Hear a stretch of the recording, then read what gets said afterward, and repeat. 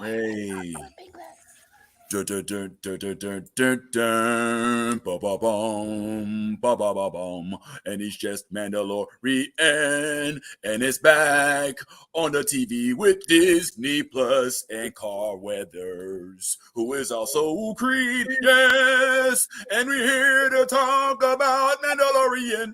And we're going to talk all about that shit because we think that it is just so bad and it's better than Andor. Yes, it is. I'm telling you that it is. Don't try to tell me something else because we know that it's better. We don't have to debate. It started off with an alligator and it looks so dope. And I'm just going to keep singing this shit. Yes, it's just. All right. Yeah. Well, hey guys, what's happening? Let's talk about some nerd stuff. As you all know, it is the rise of the Mando. He's back, y'all, and he brought his little green friend. What's up, Grogu? You all right? I'm cool. And he is coming back to Mandalore to. Oh, hey, don't see us yet. He's coming back to Mandalore to reclaim his throne and all that other good stuff. So let's discuss. There's a couple other things popping on the horizon. So y'all may know it's been out for a few weeks, but Carnival Row is back and it's looking kind of dope. Michael B. Jordan has a nerd's dream of being able to clap back at somebody who called him corny. Let's talk about it. Why is they always tripping off of anybody that's not black, that is in any kind of fantasy? We got your back, Yara. We'll talk about it. Did y'all know that there's some folks at Marvel that is mad at at the Black Panther screenplay because they think that they took all of the budget up to make their movie look a little weird. I don't think it's necessarily worthy of it. And we have to talk about The Last of Us, episode 7. Come on, bro. Mortal Kombat, finish him, babality, fatality, zombality. Yo, online right now, Creed is popping. And we already talked about how Michael B. Jordan did clap back. And Mel Mitch, we got to give homage to somebody for bringing up the fact that Hogwarts could have been an HBCU. Goddamn you. All right. But go ahead and introduce everybody who's going to join us this morning. It is I, one and only Mitch Taylor, in my daughter's shirt. Hallelujah. Coming through from the Spider-Man cave. And of course, along with it, we've got Tyrone, we've got Steph on her trip, Lampoon's trip to Vegas. We got Nolly in the house. Oh, we've got that guy in the building. Yaz is up for the day, but we're here and we're going to talk all about this blurred stuff. Let's go ahead and get right on into it. This is the new Blurred Order. I love the new Blurred Order. You should too.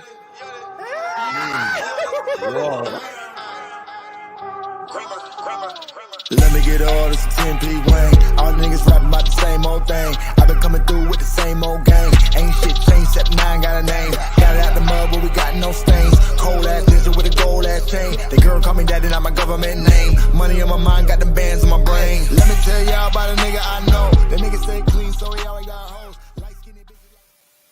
All right, listen up, y'all. One thing that we definitely ain't gonna have in this conversation this morning is Mando slander, because it is not even debatable that as of right now, the whole argument of whether or not Mandalorian and Andor are equivalent has completely been null and void, because when Mando came in on the screen this week, he completely showed what a real show about Star Wars is supposed to be, goddammit. We got monsters, we got jetpacks, we even had the possible lightsaber coming up in here. We got Baby Yoda, Babu Frig. We got, come on, bro. Droids, give me a fucking break. Pirates, asteroids, space travel.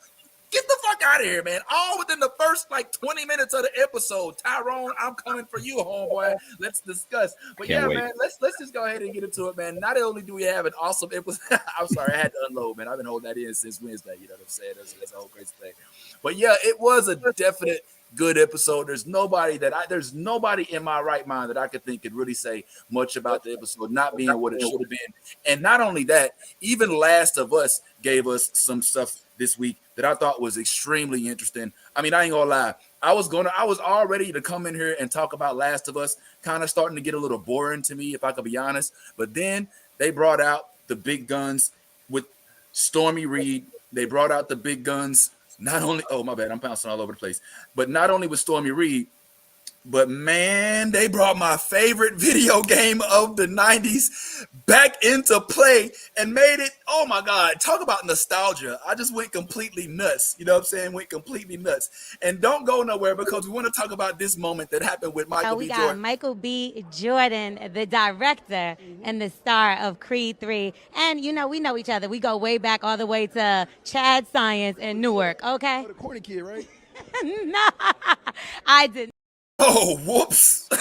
Whoops. Yeah, remember when I was called corny and all that other stuff? Well, there may be some debate meant to have, so we'll clarify everything that's going on. But before we get into all of that, man, just want to say what's going on with everybody this morning. Hope y'all are having a good day out there in blurred land.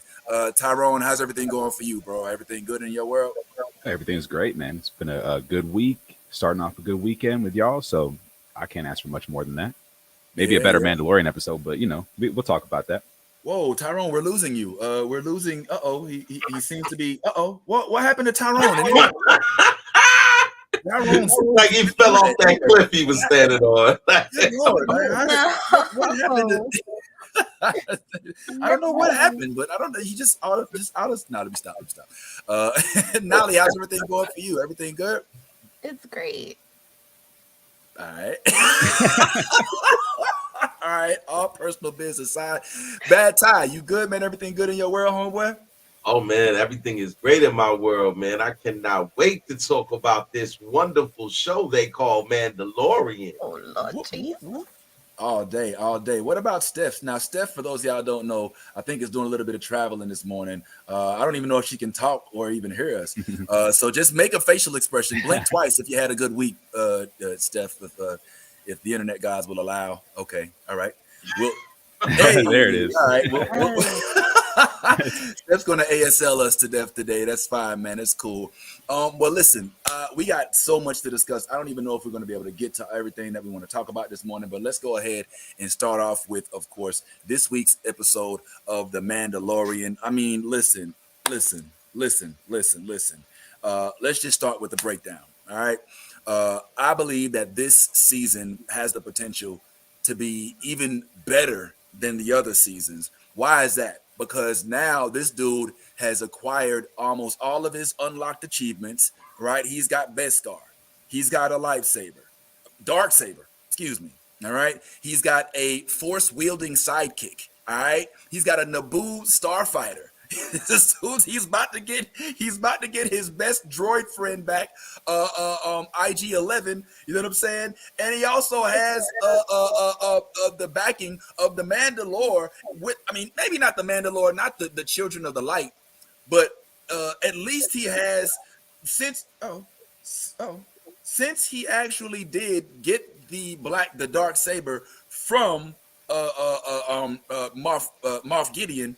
He now technically, since he's wielding the dark saber. Correct me if I'm wrong, Tyrone. He actually has the power of Mandalore behind him. I mean, the only people that's jiving with him are the Children of the Light, his little religion, his little, all of these Scientologists, you know what I'm saying, that are basically trying to say, look, bro, you done took off your helmet, homeboy, you ain't one of us no more. You know what I'm saying? But other than that, I mean, what's really stopping them? I mean, I think that this is the writers. Going to be the right. What did he say? The writers were stopping him. The writer. Oh, okay, yeah, possibly that could be. But I think Favreau's behind Team Mando. But yo, Ty, tell me something I don't know. Is this not proof?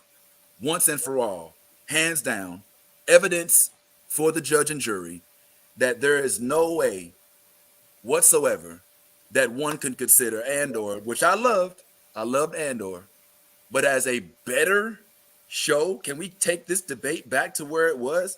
I know Nolly's on that train too, but can you please address the jury as to why you and I stand on the mountain and will die on the hill of Mandalorian? Yeah.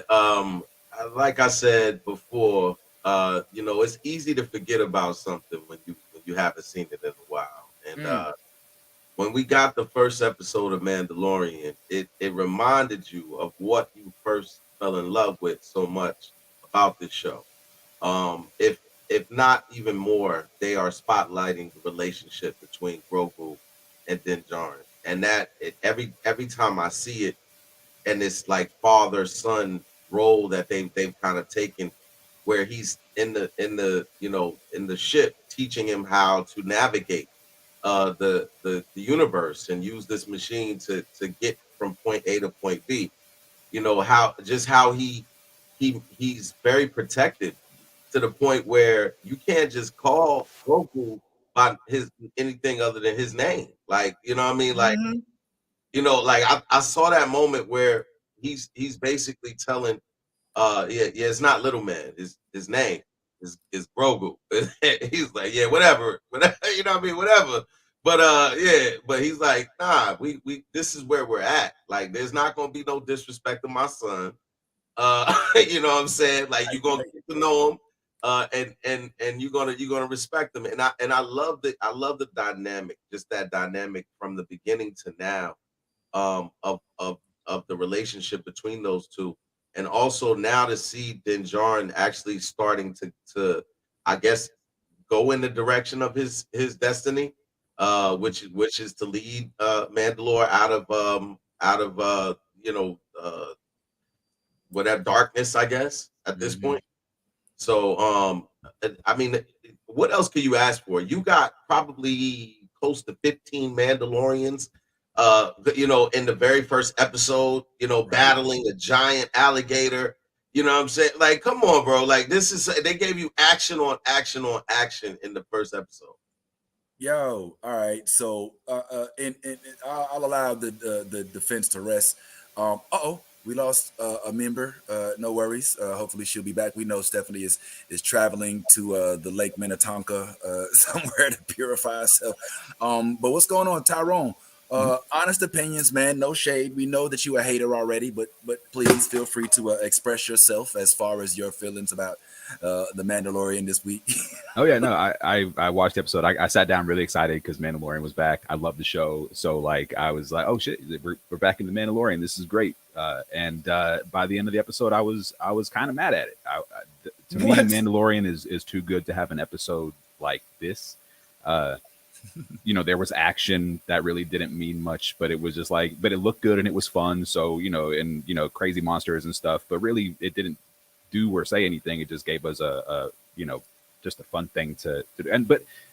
And this is my thing. So to me, this episode of Mandalorian felt like an episode of Obi-Wan, where it's like cool moments happen in between no storytelling and terrible dialogue, which is what we got in this episode. And I think part of the reason we got it is because they had to kind of recover from putting part of the season of Mandalorian just smack in the middle of Boba Fett like that. So we just kind of ended up with a 30-minute long recap of what has already happened.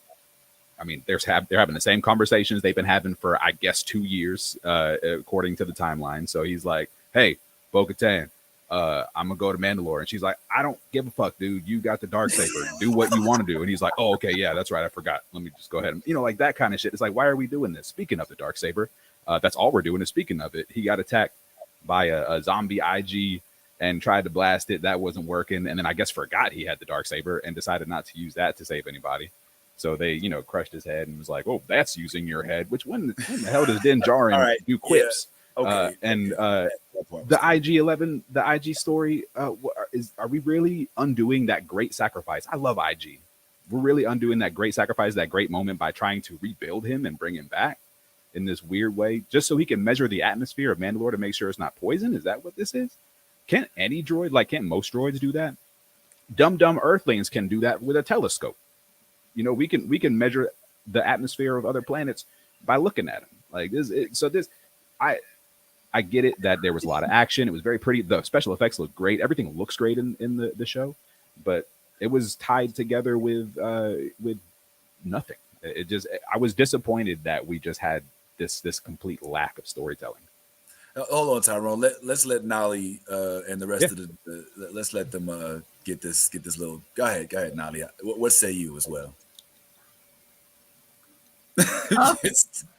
Come on. okay, so I agree with a lot of Tyrone's points. There was a lot of rehashing. Like this is a season premiere. Like I get it, it's been a while, it's been a minute, but we know what happened. We're big fans. Like, come on, give us some shit.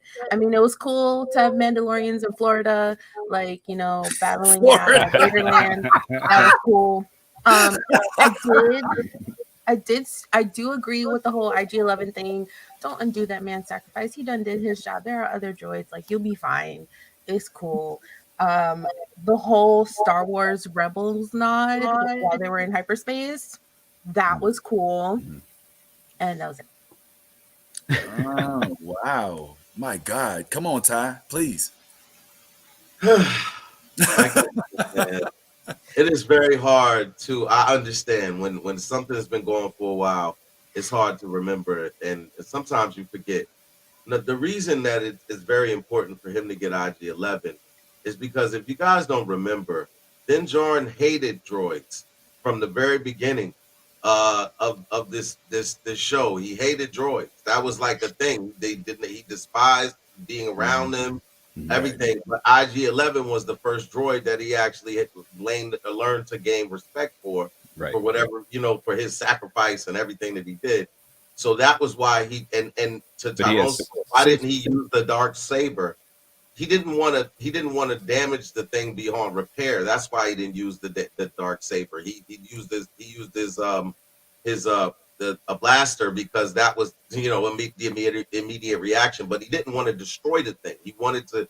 His whole purpose was he wanted to get it back working. So cut the arm off. The dark saber in that moment would have just basically made it harder for him to use that thing. So that's why he didn't use the dark saber. But as far as like the relationship and why he has to get that particular robot is because initially he hated robots. He didn't want to have anything to do with them, and he developed some type of connection with this robot. And as we've seen throughout this show, he does that. He does. I want to interrupt before we get to another point because I do want to address this point. So yes, that storyline was closed when he developed the trust for IG-11. So like, why go through all that if it's not even gonna to matter that much? You know what I mean? Like that great story where he learned to trust this droid.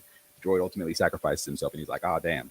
Like that story, you're now voiding all of that story out of it, and it kind of feels shitty. I hate when shows do that. Also, you could have just cut the arm off the thing. The arm was the only thing dangerous about it. You got the dark saber. You could have just been like, let me just get this. He could have just sawed it off, like no big deal, whatever. But like it's the whole trying not to destroy it beyond repair. It blew up. It shouldn't even be here. Like that's to me that the biggest failing of this episode is that thing even still exists as a plot device. You know, seeing it as a statue, awesome. That's nice. What a nice moment. But as like a whole plot device, to me that it's not great. I don't like it. That's me personally. But yeah, and then also he's since been around other droids and he's shown no disdain towards droids since then. The little droids that basically built his entire ship, he was fine with it. You know, the ones that Amy Sedaris' character has.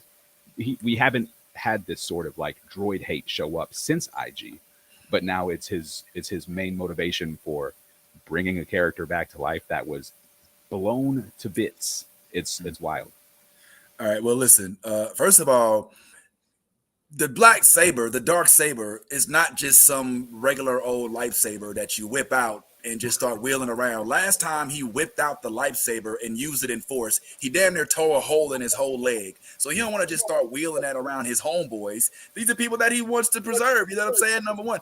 Number two, y'all acting like people like droids can't be rebuilt. You know how many times C-3PO was blown to bits in the entire Star Wars saga? Like every time he gets rebuilt, every single time. Yeah, but that point though, but also he'd be on Chewie's back like talking shit like still alive because we know C-3PO. You know what I mean? Like so he's never like C-3PO never had to make the ultimate sacrifice and then get rebuilt. Like he was always. Yes, he did. He literally did. He went in looking for R2 during Empire Strikes Back, and they were like, "Oh," and they're like, "Yo," remember when? And he was like, "Oh, my bad, I was in the wrong place." Oh no! Next thing you know, all you saw was his arm rolling across the floor, and Chewbacca had to find each one of his parts and then put them back together. Chewbacca sat here; he didn't even know what the hell was going on. You know what I'm saying? And he was, and the whole time he was being instructed by C-3PO to help him because he was alive and speaking and engaging and stuff like that. No. Remember, C-3PO, when he first attached his head, he was backwards and he was like, why? Oh my God, what's happening? What's going on? He didn't like Chewie had to learn. I mean, Chewie, of course, all of those, the Wookiee, despite having this weird language, from Kashyyyk, that they all speak, which is a whole nother thing because Bad Batch did give us a force wielding Wookiee, which we haven't even talked about yet. I don't know if y'all are peeping this, but Gunji has now reared his head in Bad Batch. I've never seen a Wookiee wield the force and command a lightsaber, but that's a whole nother subject. I would objection.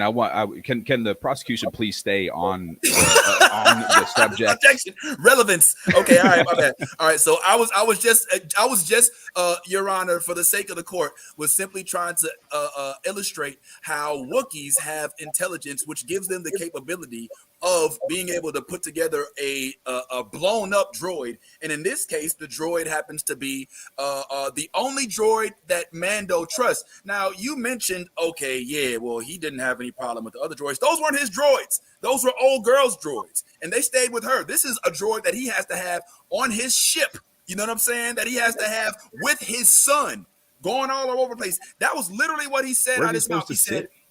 He said, literally, I need a droid that I can trust. And this is the only droid thus far that he's put any trust in. And it's not just about him. It's about little man right here. So it's not even just, oh, I just need some droid that can get me into oxygen and blah, blah, blah. It's like, nah, I want a droid that I know not only is going to not fuck with my child, even though that's exactly what happened. As soon as he activated, it's literally the first thing he went to do. He's like, oh shit, there's the dude I want to kill. So hey, come. And I want to be sure that so I'm not talking about that it doesn't make sense the way they give it to us, because they make it make sense. They're like, here, because of these things, like this makes sense. But that doesn't mean it's good storytelling, because to me, this is where it's failing. It's failing as putting these things in here just to bring back a popular character. So you have to me, that's just, it's kind of cheap. And Mandalorian is a better show than this. And maybe it'll work out to where this season is better, but this was not a great episode. And to me, this was not a great episode. I felt very disappointed by it. All of the, again, undoing that IG sacrifice. Damn, that sucks. I hate that move. I hate that decision as a storytelling device. Hate it. So I'll stay there because I don't want to get onto other subjects until I'll let y'all move that conversation. But yeah, did it make the little alligator thing make sense? Sure. Was it stupid? Yeah. The cave is right there. Why, if you know this thing's in here, why don't you just grab a bucket of the sacred water and just take it back into the cave? Why you got that kind of stuff? It doesn't. The storytelling part of this, not great. Oh wow, Tyrone. I mean, bad Ty. Yo, Tyrone is wanting this to be Andor so bad. This is not Andor. No, I want it to be Mandalorian. I don't care. I haven't brought up Andor once. But you keep on talking about the storytelling and everything like that, and we know that was why you loved Andor so much. Andor was an hour-long show. I think it's very important to make this clear. No, I love season 1 and 2 of Mandalorian storytelling. Great storytelling, great show.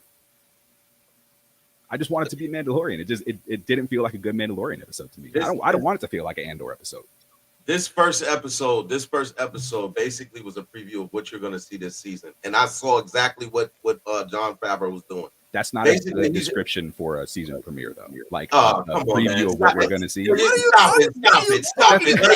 You could be an extra right now. That's not a good description for a season premiere or something. That's exactly what a season premiere does, bro. That's what I'm saying. At this point, man. Because it's I hear what you're saying, but at the same time, this show is definitely what we've been waiting for. In essence, is when you sit there and you get a show that lets you know what you're going to be watching that whole season in the first episode in 30 minutes, because that's the important part. In order to cram a show together and make it make sense in 30 minutes is very hard. It's unless you're literally doing an origin story, which is the first season Mandalorian. It's different. Now we're at a point where there's been a lot going on in a little bit of time. And well, it clearly has been 5 years, and so a lot of shit's been going on in these little bit of time windows that we have to show everything that's been going on. So what they did was they showed quickly the relationship that has been growing between Din Djarin and Grogu. They also showed Grogu's development with the Force, that he's able to now see him actually using it just randomly, like, you know what I'm saying, which you didn't see before. By the way, nothing new so far in this episode. Nothing new that you mentioned so far. What do you mean nothing new? Like, how can you wait, hold on. It's more about the development of the relationship and also about Grogu using the Force more. Like, when was Grogu just out here just using the Force? He was attempting to use the Force. He's right about a lot of times he was like attempting, but we're talking about. He has very successfully used the Force a couple times. He did use the Force before. I'm not saying he hasn't. What I'm saying is where he's just using it randomly just to get shit that he wants to get. Like the times that we saw him use the Force, he was saving somebody, or it was like some shit like that. It wasn't just like him. He was attempting to use the Force, and like a lot of times it wasn't happening. The only time we saw him at the end of the season, when he was in captivity, we saw him using it to get himself out of that situation. And we also saw him training with Luke. We saw him training with Luke to just do little things, like, so we know he has it. Like, that's what I'm saying. Like, this is a recap episode. We got nothing new about their relationship there. I love their relationship. I love seeing them. I love seeing the cuteness and stuff like that. That stuff is great, but we don't have anything new from that. We don't have anything new from Grogu's training. We did see the little Beskar chainmail. We saw a little glimpse of that. So like, that's, something newish, but they're not like right now. You haven't mentioned anything that we didn't know coming out of season 2 or coming out of the Book of Boba Fett. Okay, well, here's something new. It's been established that the Armorer is giving a ray for him to return back to the creed of the Mandalore by proving that it still exists, which gives us the tone of the whole season. My prediction is that he's going to go to Mandalore. He's going to read this. My prediction for this whole season, as if you watch the tone of the trailers, is that they are going to unite the Children of the Light with the Mandalorians, and they're going to re-emerge as a powerful entity that's almost equivalent to the Jedi Masters. So I think that this was their way of kind of giving us an idea of what to look forward to. We now know that they are heading to Mandalore. It's the reason why he needs IG-11, because he needs some backup. He's going with just a baby that just learned how to use the Force. So I think that that's one of the things that was developed in this episode. Another thing is that it is now 100% clear, because in the last few seasons, it wasn't really necessarily, especially in the last season where he was training with Luke, we didn't necessarily know until the very end of the season that Grogu was going to end up choosing to go with the Mandalorian's way, as opposed to staying with Luke, training with Ahsoka Tano and all of them, and finding out that he wants to be Jedi. So now we know that he's going to be just like I think it was Tar Vizsla, who ended up being half Mandalorian, half Jedi, that he's training him. He says, like, when he's sitting there riding in the Naboo Starfighter, he's like, yo, this is the way of the Mandalore. What we do is XYZ. So we now have established that he is officially Yoda-ing him to him being Luke Skywalker. He's officially now his Mandalore master he's the Obi-Wan Kenobi for him. So that's a little bit of a development. Now, yes. That happened in Book of Boba Fett. They reunited in Book of Boba Fett. This is my point, is that the episode was hurt by the decisions that were made to put Mandalorian stuff in the Book of Boba Fett, because here we are just recapping what happened. Like the conversation with the Armorer about the living waters under Mandalore, they had that conversation already. Every conversation that the Mandalorian and the Armorer had in this episode, they already had. They didn't have the conversation about him having proof that Mandalore was still existing, because at the very beginning of the conversation, the first thing they discussed was the fact that Mandalore could not be, you couldn't even go to it because it didn't exist. And he was like, well, what if I could prove that it does? And so they did discuss the fact that he couldn't necessarily atone for his sins of removing his helmet.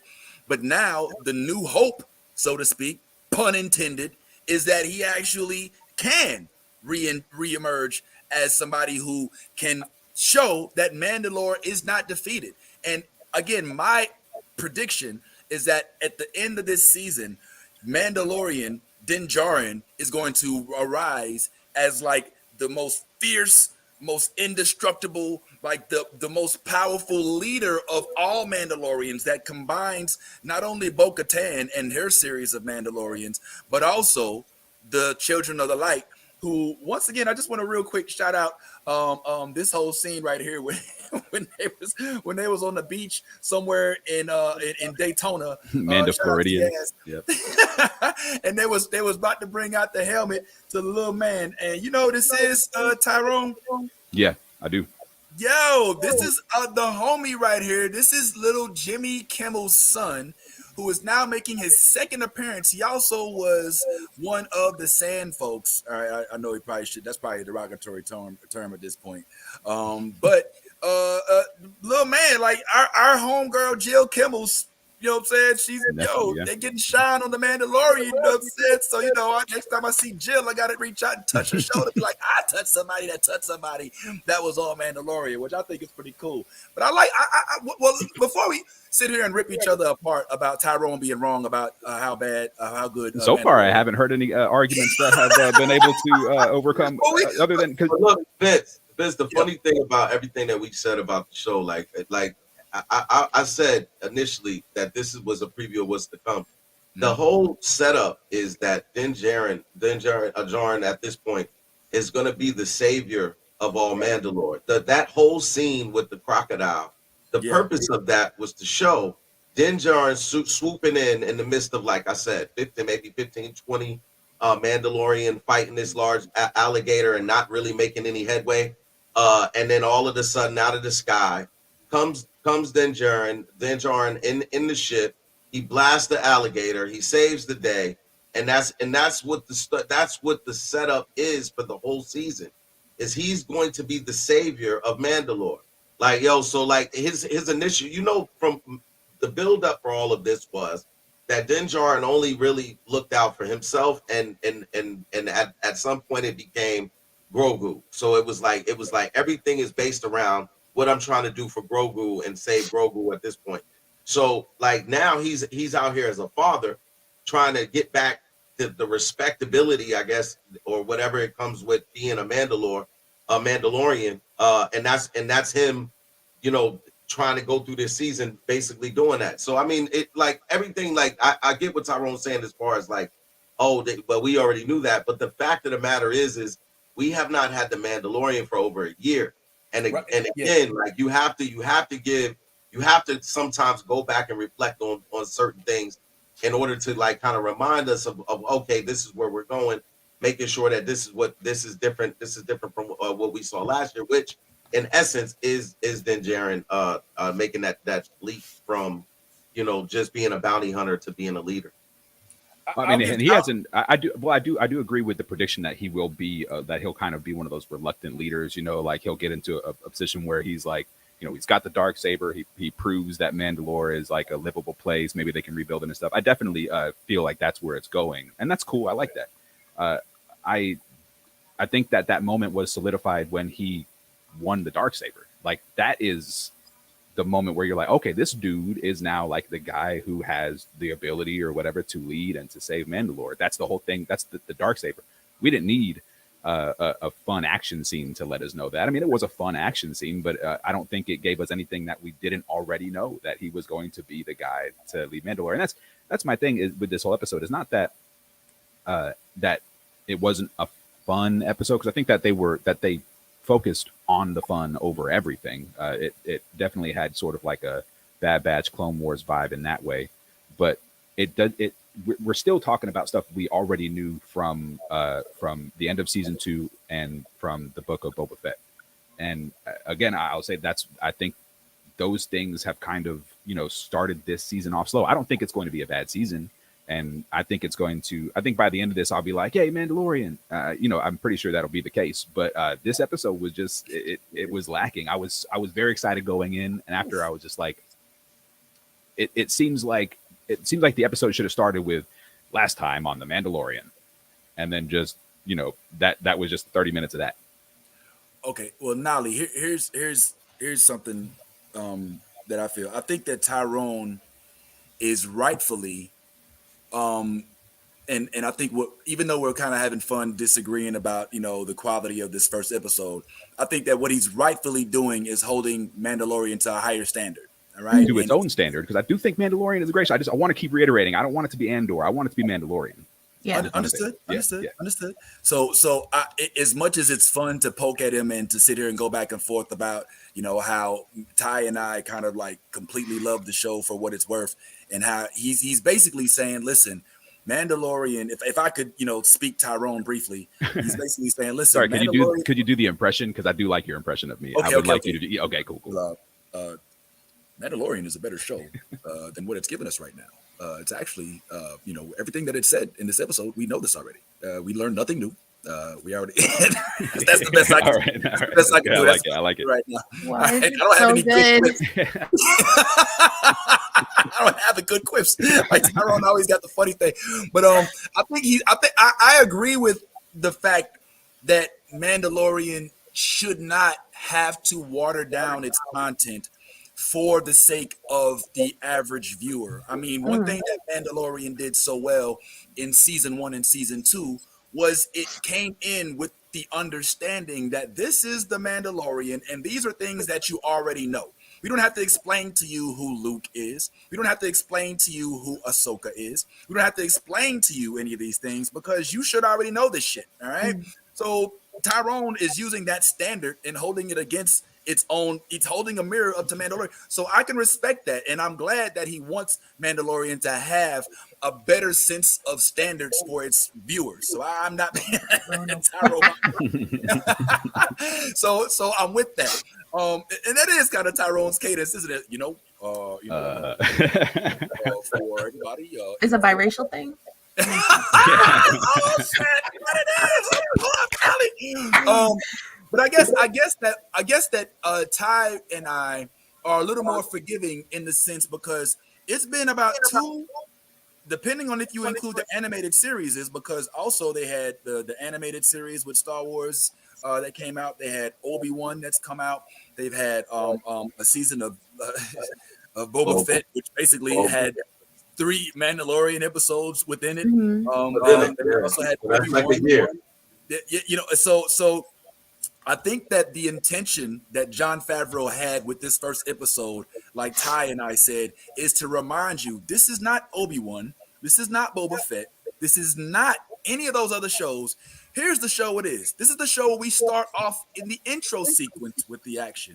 This is the show where we give you fun-loving cuteness with Babu Frigg and everybody else from the Get Along gang. This is the show where we have small instances in which there's humor that you cannot deny mixed with action that may not have shit to do with the show. We give you a villain at the beginning of the series. Now, I mean, for Tyrone, that's not necessarily enough, but I am predicting that maybe, Nolly, this is just reintroducing Mandalorian back to the viewers and possibly even iterating to those who may not be completely familiar with Mandalorian or just hopping on the train what Mandalorian is and how it separates itself from all of the rest of the franchise shows and movies. I mean, does that make any sense? Or is Tyrone, I mean, you and Tyrone, y'all on that side of the screen. Did you do this on purpose? An alliance. The rebels.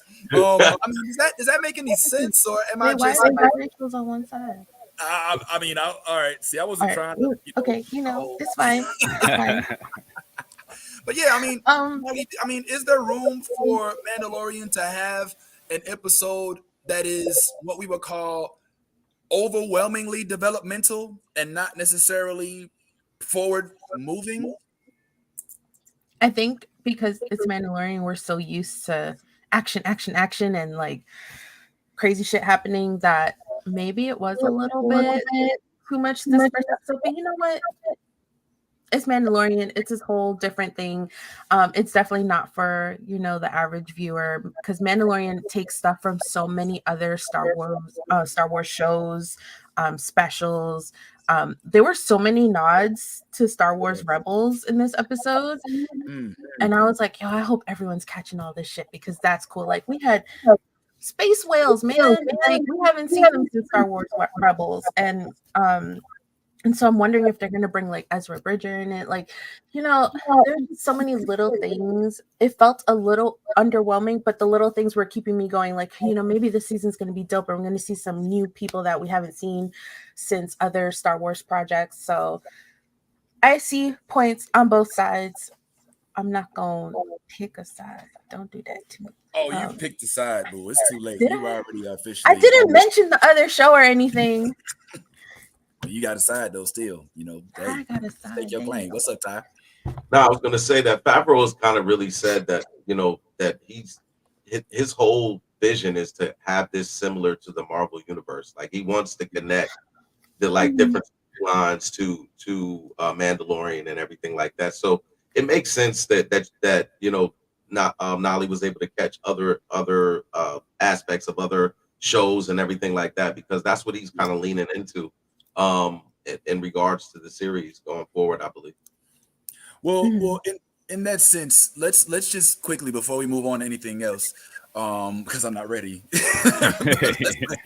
let's just discuss, even as uneventful as it may be to some, what really happened in this episode. So as Bad Ty already alluded to, we start off with what basically looked to be somewhat of like a Mandalorian bat mitzvah or a bar mitzvah, where they're bringing in a young new Mandalorian, which originally, I'm not gonna lie, when I was sitting there watching this happen, I thought that was Din Djarin. I thought we were getting a preview of who of how he became Mandalorian first and foremost, but that ended up not being the case.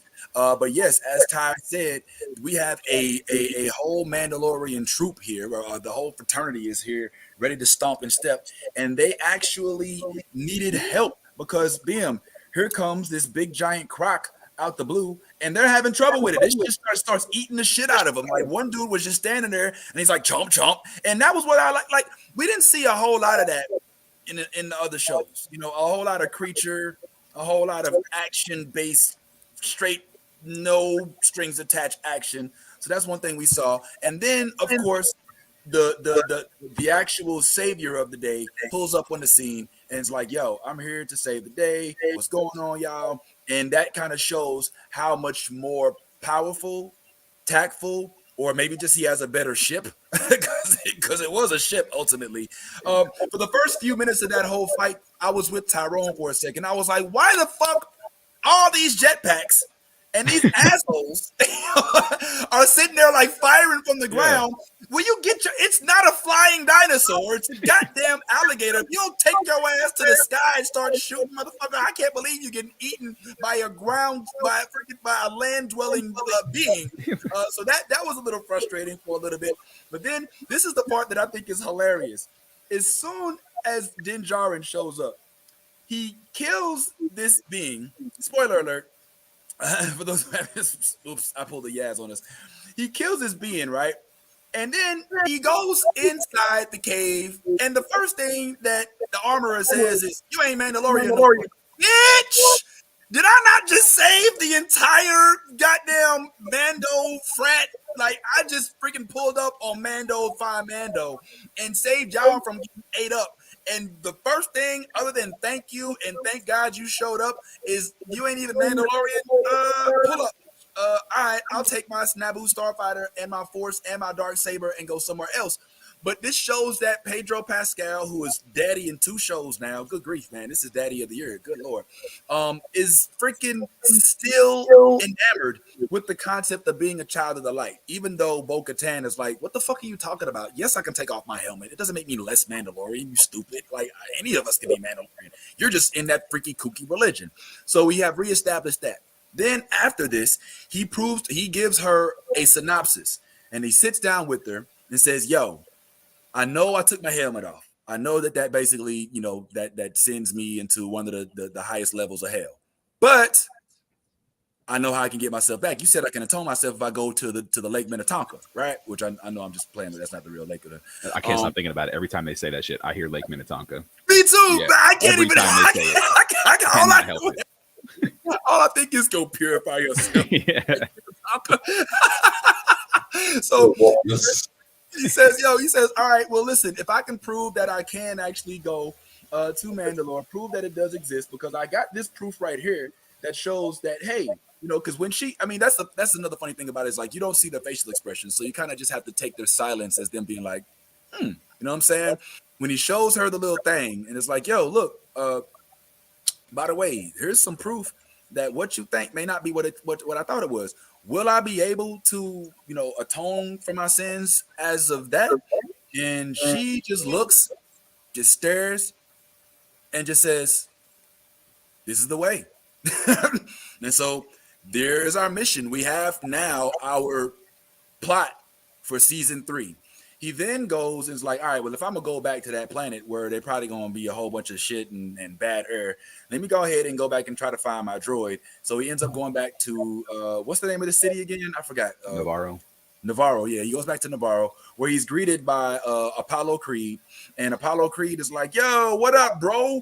You back. Why don't you just chill? I need a sheriff. I don't got no Cobb Vanth. You know what I'm saying? What's good? I got a job for you. You can chill. And he's like, all right, I ain't really ready for all that. You know what I'm saying? I'm here to get my buddy droid. And he's like, why? We got droids all over the place. Fuck you want this one droid for? And he's like, well, because that's the only one I trust. We've been through that already. And that is when we finally get to see them reinfuse one of the only reasons why the last Skywalker,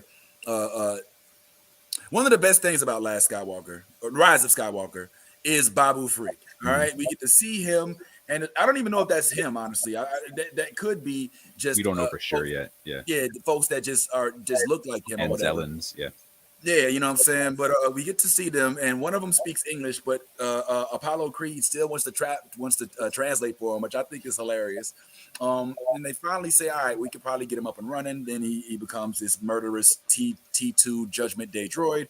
And then as a result, he doesn't use his saber, but he does end up stopping him by putting a statue on his head. And then they have to consider whether or not they'll be able to repair him or not. And at the end of it, he ends up going to Bo-Katan's homeland and confronting her. Go ahead, bro. I was just going to say, before you leave out of that scene, right? Because I think there was an important moment in that scene as well, right? When Grogu started hugging the Anzelm, right? Like it was real cool, because what it shows is, see how he hugs on it. Like, this is all like what he's been taught. You know what I'm saying? Like all he knows from Din Djarin is hugging him, like all the time. Even in the scene when he went to sleep, when Din Djarin was asleep, when they were in hyperspace or whatever. They he went into like his arm, like in the clutch of his arm, because that's all he knows. Like when it comes to how you treat babies, you get what I'm saying? Like. Yeah. So he's looking at this creature that's smaller than him, even though it's probably way older than him, because I think he called him baby. He was like, "Bad baby," you know what I'm saying? Like, but I thought it was just like that moment where he just hugs the Anzelm is because he thinks he's a baby, and that's how he treats him, because that's how he's treated by Din Djarin. I thought that spoke volumes. Which, to take that point a little further, is not the way of the Jedi, right? The Jedis don't grow attachments. For the Jedi, attachment is to be away from the Force, because you have to actually be one with the Force, which means you cannot, which is the whole reason we got Darth Vader in the first place, because Anakin could not let his cougar chick Padme out of his mind. And ultimately we end up with the love-struck, force-wielding, child-killing monster who ends up redeeming himself in the long run. So yeah, I think that this is a good dynamic, a good way to point that out, man. Because the Mandalorians are about unity, about working together, and the Jedi are about having a force where we can talk about being together, but we don't get no attachments, and this is the definition of an attachment. So anyway, then they go up to Bo-Katan's crib, and Bo-Katan is just like literally just sitting there chilling. Like she ain't got no job, she ain't got nothing to do. She's just literally just sitting there with her legs kicked back, and she's like, "What's up, bruh? You know what I'm saying? What you doing here?" Now there are some Easter eggs and stuff like that in that scene. But before he gets there, this is when we meet, and this is something that's new. With Tyrone, I don't think he really liked this because it wasn't really as relevant as it probably should have been. But that's when we meet, enter a new breed. I don't say new, but a fairly new breed, depending on if you watch the animated series or not, of villain, which is the pirates, right? The pirates come into play, and they're basically like, "Yo, open up this bar. We trying to get our drink on." And Grief Kango, Grief Karga is like, "Bruh, this ain't even no bar no more. It's a school." And he's like, "This ain't no school. Fuck you talking about? This is the same place where you negotiated with us to fight so that we can make it so that this school could exist. So I want a drink, motherfucker. Pour me a drink." And he's like, "Man, come on, don't do this." And this is where I'm going to take a little bit. I'm going to lean towards Tyrone's side a little bit. This is where it got overwhelmingly, I don't want to say corny, but I think that Jon Favreau has done a good job of not making it so that it looks exactly like a Clint Eastwood movie. All right. But this scene was literally like a scene straight out of High Noon or some freaking Charles Bronson movie where they basically had a, quick draw McGraw type of scene. You know what I'm saying? Where he puts his hand down here, he puts his hand over here, and it's a matter of who can draw their blaster the quickest. Not necessarily my favorite use of screen time, but I get it. I get it. Really, Vince. Because you love Cat when Cad Bane did it. I mean, Cad Bane did it because that's what Cad Bane does. But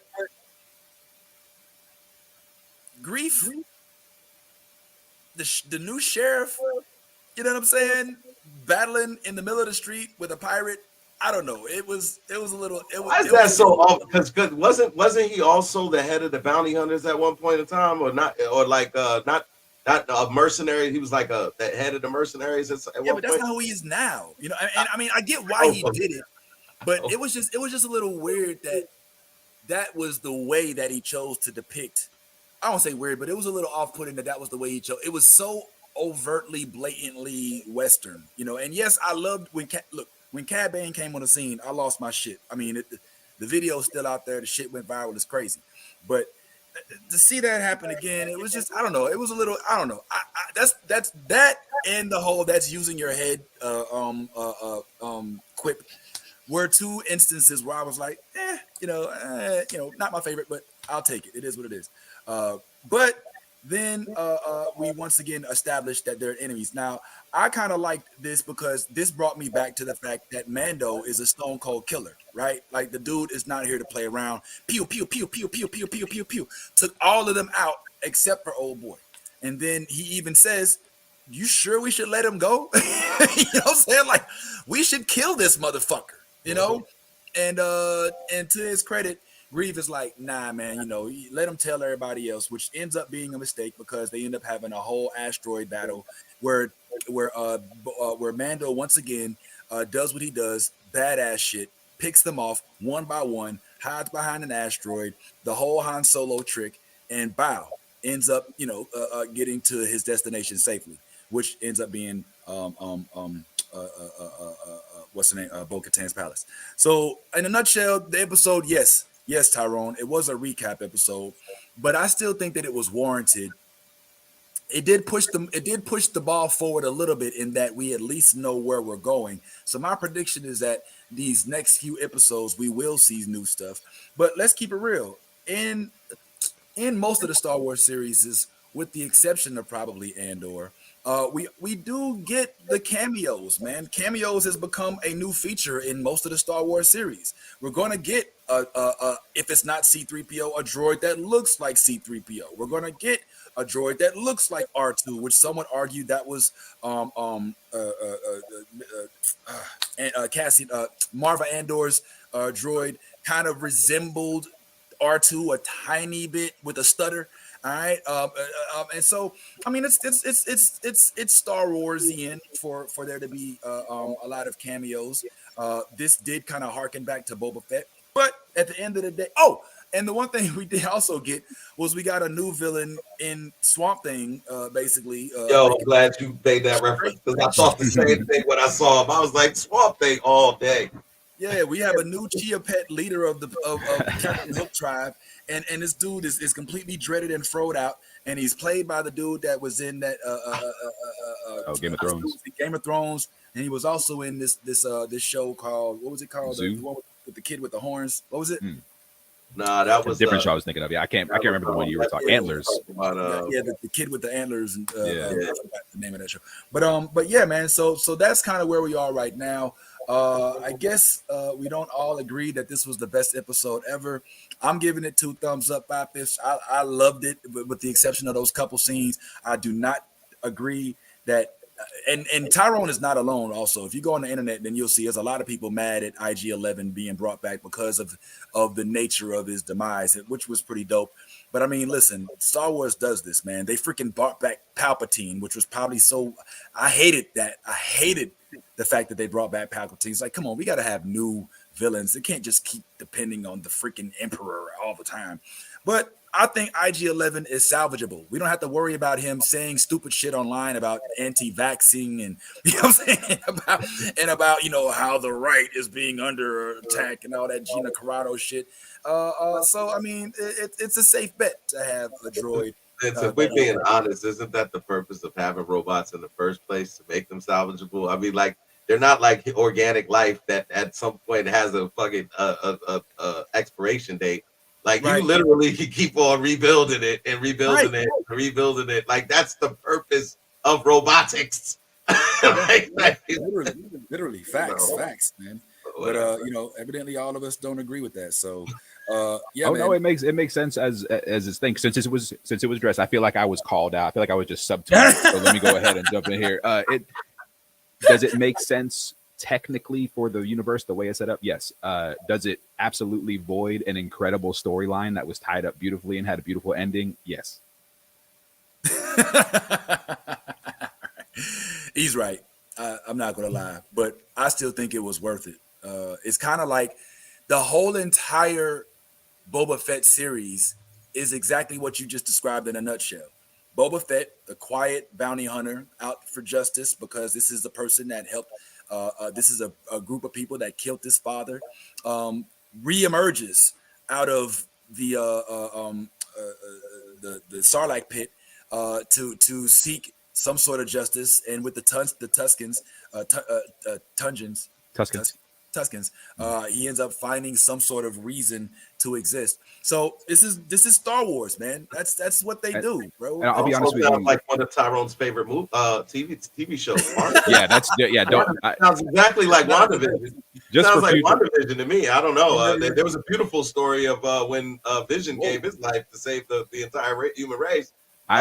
Because this show is only 2 hours, I'm not going to chase this one. We're gonna have to do that shit on another time, because don't bring WandaVision into this right now. No. But I will say no. But bringing up Boba Fett isn't exactly helping the point. Just not so you know, because Mandalorian is such a far better show than Boba Fett. It's not even funny, and even this episode is far better than Boba Fett. You know what I mean? Like that's bad. Right. Agreed. Yeah, no, it's. Sorry, go ahead. No, please. Oh no, but you said this is Star Wars, and I had the thought after, and I was talking to a friend of mine, and we were like,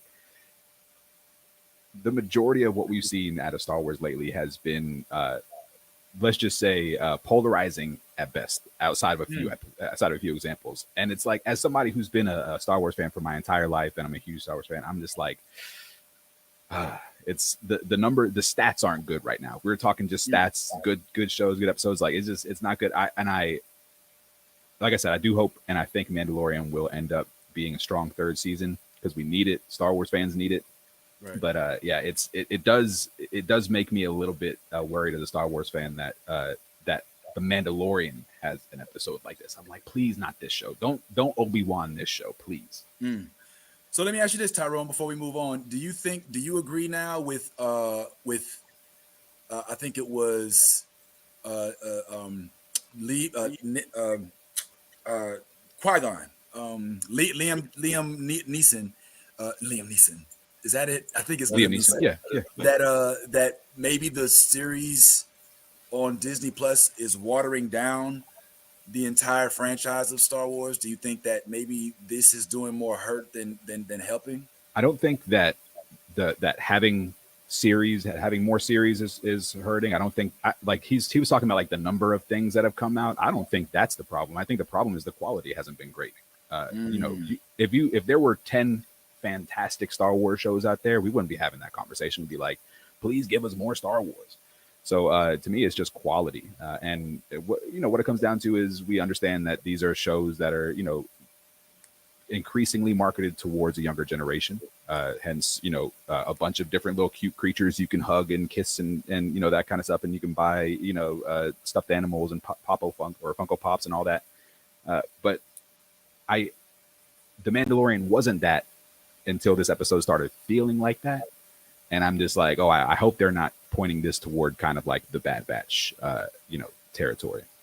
Ooh. So I just think that as long as they keep quality high, we don't have a problem with any. I mean, give me as much good Star Wars as you possibly can, please. The same thing with MCU stuff and all. Like, if it's good, give it to me.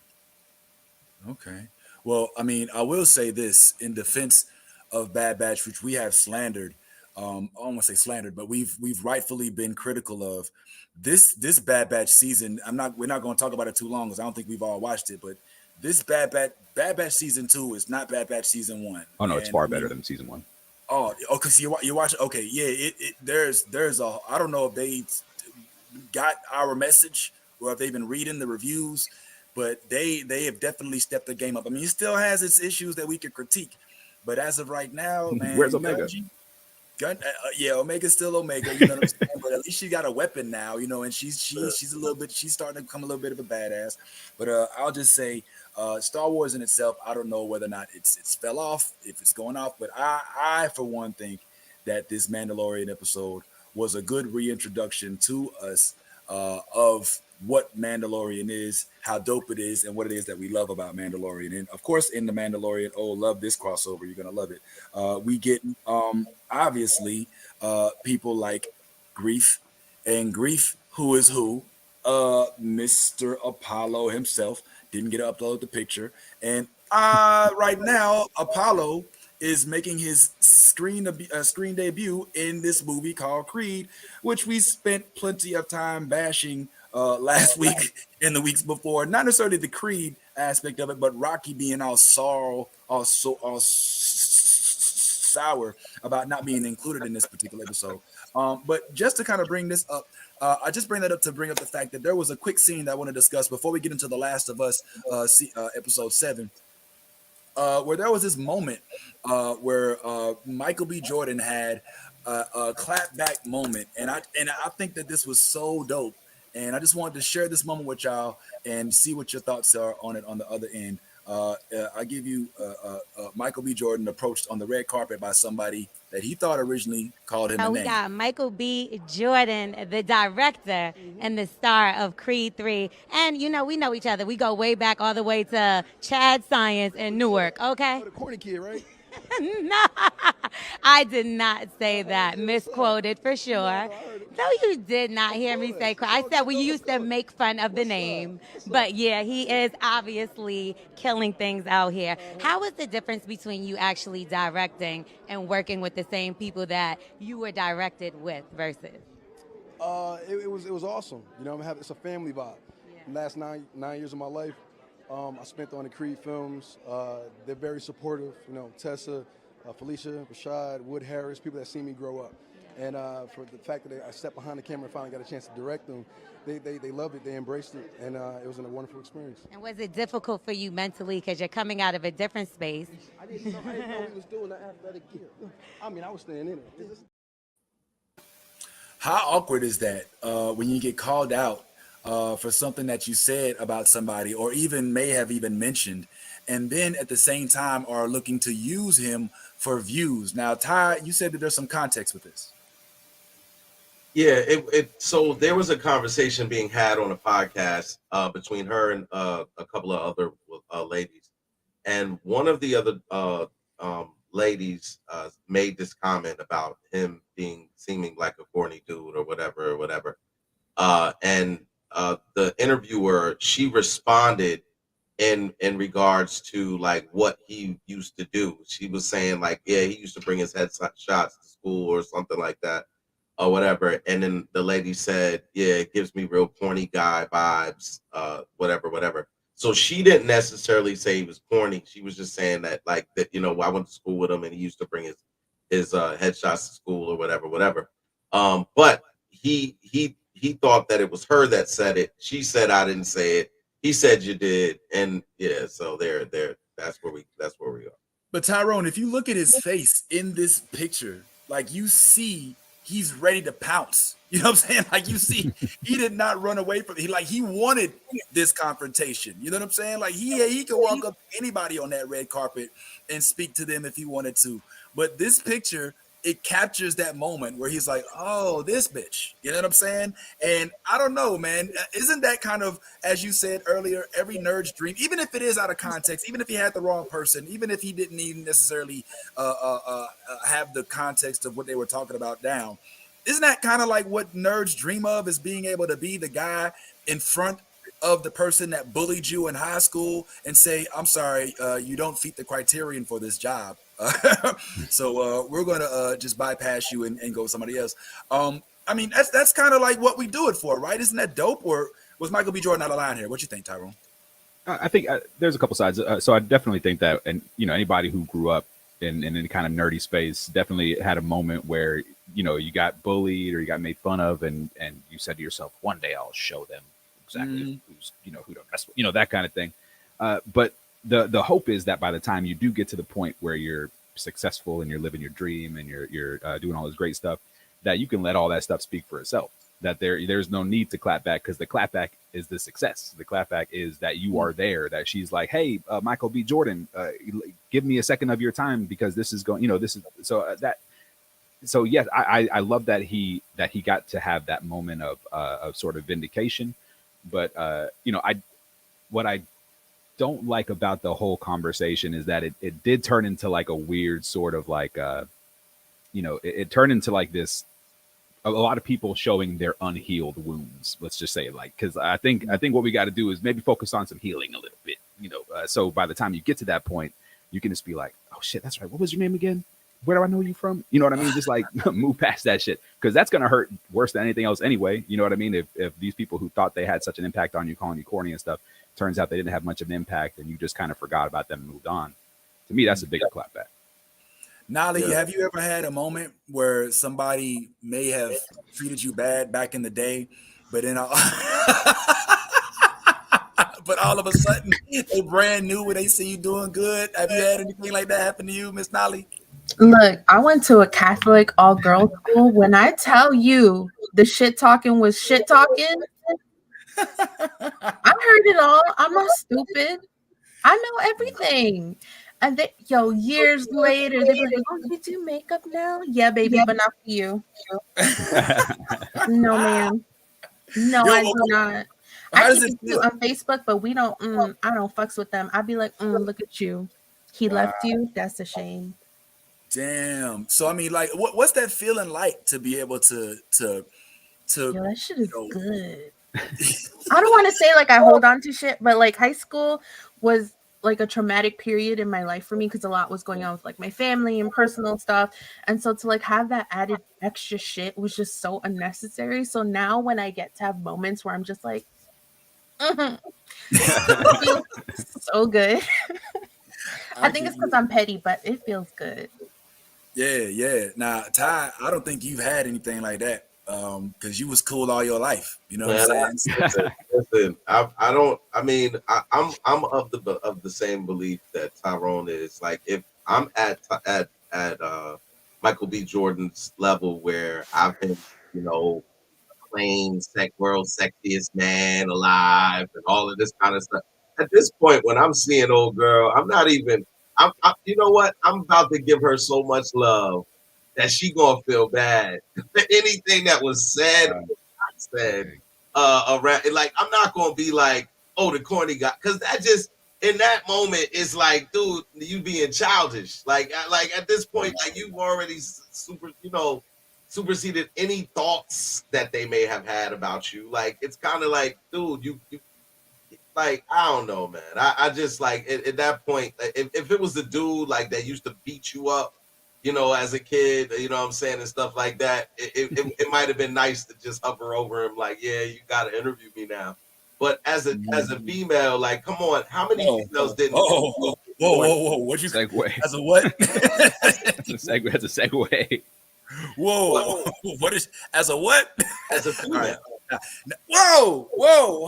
Hold on. Just let me stop. I'm like, I don't know what some for context, Tyrone Bad Ty hasn't been in our group, so that's the whole point of discussion that we were going to discuss today. But Steph's not here, so we may not elaborate as much today. But continue, please. Oh, okay. I'm thrown. I'm sorry.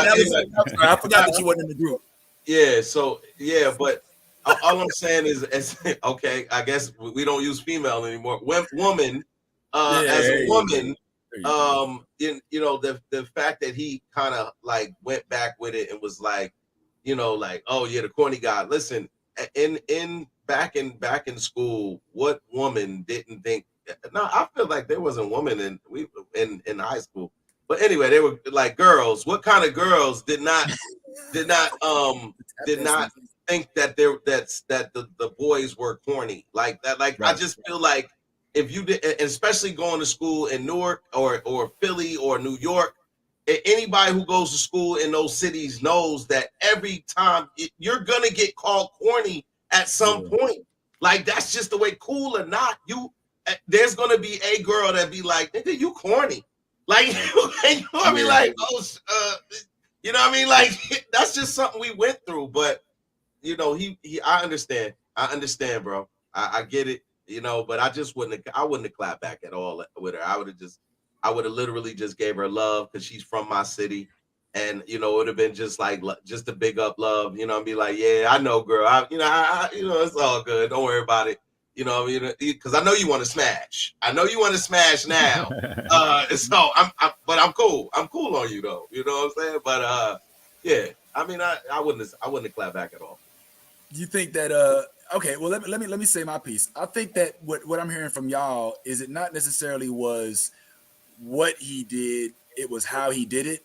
Am I correct in assuming that? Like maybe it was that he took such a righteous position with his animus and maybe went a little too far with it. There was a way for him to like clap back without clapping back and seeming like in a manner, he kind of revealed himself in that moment that he was hurt. You know what I'm saying? And that kind of gives power over him to that podcast, right? Like it would have been more of an elevational type of thing, kind of like with Jonathan Majors, which I wasn't able to get it here, but Jonathan Majors got all this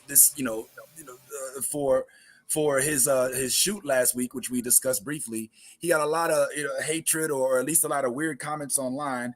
But he was asked about what was going on and how he felt about that stuff online and what his definition of masculinity was. And he kind of was just like, look, man, I do what I do. And, hey, people say what they say. And I mean, tell me what you think masculinity is. Because I mean, if I could wear pink and sit there and wear all this, but you still ain't going to walk up on me on the street. You know what I'm saying? And he kind of was like brushed it off type of thing.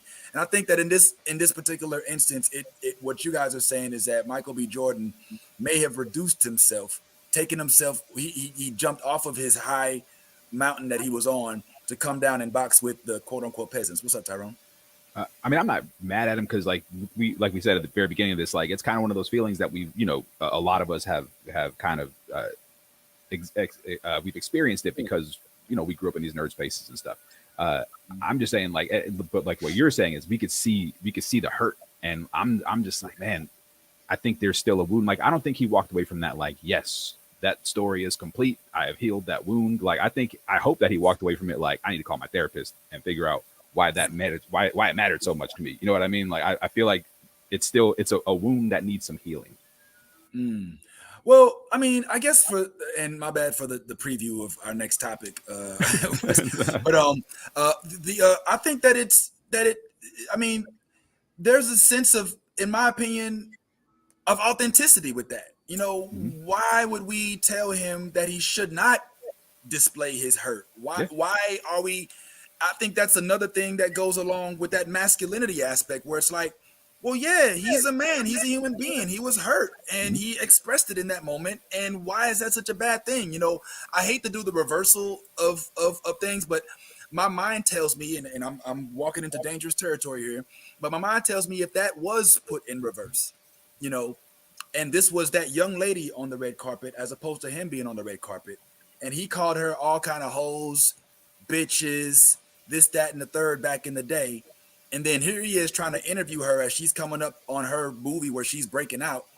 And he's like, hey, you know what I'm saying? What's up, Kelly? You know what I'm saying? Remember me? We had science class. She's like, oh, yeah. Remember you calling me all kind of bitches and hoes? You know what I'm saying? I think we would have had now, the difference is I we think that's live in a different. male dominant. What's up? That's absolutely different, though. There's a lot. I was There's about a to say, yeah. the difference is we live in a male-dominated society in which we are a patriarch, where a lot of us men don't realize that we have an uninhibited, uninherited, but borderline versus sense of entitlement, and in the hierarchy of structure, men are still perceived as the top. There's still this huge wealth gap. There's still this huge wage gap as it pertains to men. And even if you look at when it comes down to who's been running shit and who actually gets the most respect, look at the leaders. If you look at the list of all the presidents that this country has had, you still have yet to see any woman in that role, which kind of tells you that they still don't think that women are worthy of it. So, Nolly, maybe it's just the fact that men, and women don't have the same space in the world. So it's not fair to equate these type of situations. So for me to even say like, oh, if it was just in reverse, it's like it's also me kind of being a little chauvinist just in itself, maybe, or I The don't know. whole show episode. All right. Well, look, I won't take it no further. I just thought that was an interesting moment. And if it had been done a little more, I guess, classfully or a little more gracefully, I still think that that's a nerd's dream to be able to come out and be like, oh, yeah, remember when you used to make fun of me wearing my Pokemon shirts? Remember you used to make fun of my Spider-Man gear and all of that other stuff? And here you are trying to get views off of me. That's full circle. So I wonder, Vince. I wonder, does the billionaire who owns the company you work at feel the same way? It's like, because it's like I just feel like in that moment, and again, he can handle it how he wants to handle it. That he's a grown man, but I just think what Tyrone says is it does speak a lot to the hurt that you still garner for something like that. This late in the game, like, bro, you're like I said, man, world's sexiest man. You got movies. She's interviewing you on the red carpet. It's like in that moment, it's just like, let me just love on you, girl, because you ain't where I'm at. But I'm gonna hug you and wish you the best on your journey. So the moral of the story is a more graceful, absolutely, an unbothered response has a better impact than a bothered response. Because if I'm not mistaken, I didn't listen to it, but the podcast clapped back at his clap back and doubled down on his funniness. He was like, I said it. Now she didn't say it. I said it. And you was corny, nigga. And the shit you pulled on the red carpet made you even more corny, nigga. So yes, you made my point. That's what it was. Yeah, and they even brought up his the comment where he had back in the day about him wanting to run his fingers through a woman's hair and all that other stuff, and they kind of went in on the ball. So, but at the same time, again, man, if we're talking true authenticity, here's a guy who may give the appearance of being this big, strong man, and I'm Brocky Creed, and yeah, I'm in all these different shows and these movies. But what we just learned is that he's a human being. He's a guy with emotions. He gets hurt like the rest of us, and maybe he can't always, manage to keep that from showing on his sleeve. So I think there's also a place for that as well. That's all I'm saying. You know what I'm saying? I don't think we should beat him up, pun intended, for necessarily having a real moment where he gets the chance to confront somebody that may have necessarily tried to tarnish his name a little bit. But No, having said that, I mean, it's not that's the the biggest. last. Go ahead. I was just gonna say real quick. The biggest thing in this whole conversation is we need to redefine what corny is, and that's kind of because that's the terminology that was used. And if corny means I'm trying to be successful and I'm out here doing what I need to do to get where I want to be, we definitely need to redefine the word corny. Is it possible that he was corny? Yeah, Is it yeah, possible? probably was. Yeah, Is it possible that he was absolutely corny, and that somebody bringing it up is just hurting his feelings because he realizes, oh snap, people now know, as opposed to like, dang, why you had to call me that. But that's a whole other subject, man. We got to talk some other stuff, man. Creed is definitely not the last. We'll talk about it, and good luck on your box office premiere this week.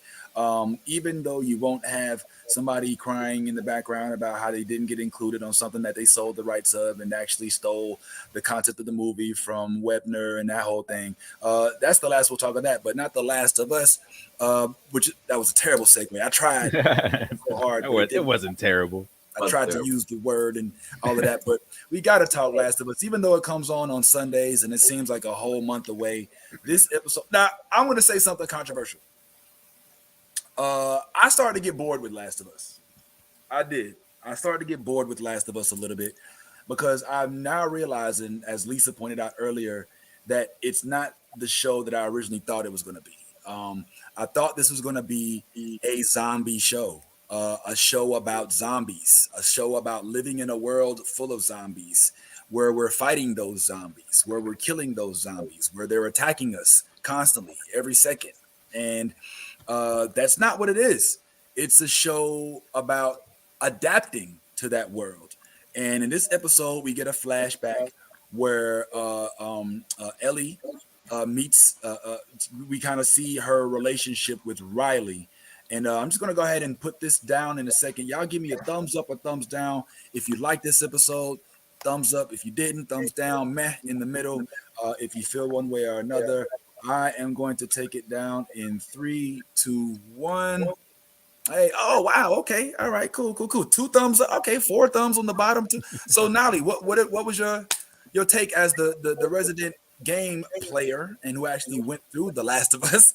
What was your take on this episode? It was such a good, and the episode's based on a DLC, but it was a good episode. Okay, it included everything the DLC had to give us a tiny little bit more extra backstory, and it was just good to see Ellie kind of have like this kind of relationship with someone, see how she got bit, and just kind of see how we got to the point to where we were, because it's such an important part of the storyline. I was hyped. It was a great episode. Teared up a little bit, thug in the street crying, but it's fine. It's fine. Tyrone, what you like about it, bro? Yeah, no, I loved the mall setting. I thought the mall setting in like the middle of this post-apocalyptic, dystopian kind of place was pretty crazy. The lights, the sounds. It's weird to be nostalgic for an era that we're firmly planted in right now through that. So it was pretty cool in that regard. Obviously, the relationship between the two of them, the chemistry, the way it was acted, and everything was great. So I really enjoyed the episode from beginning to end. It is starting to get tough to let myself get attached to characters when I know that anybody I meet in the beginning of an episode is about to get their shit pushed in by the end of that episode. So I'm just like, it's like, damn.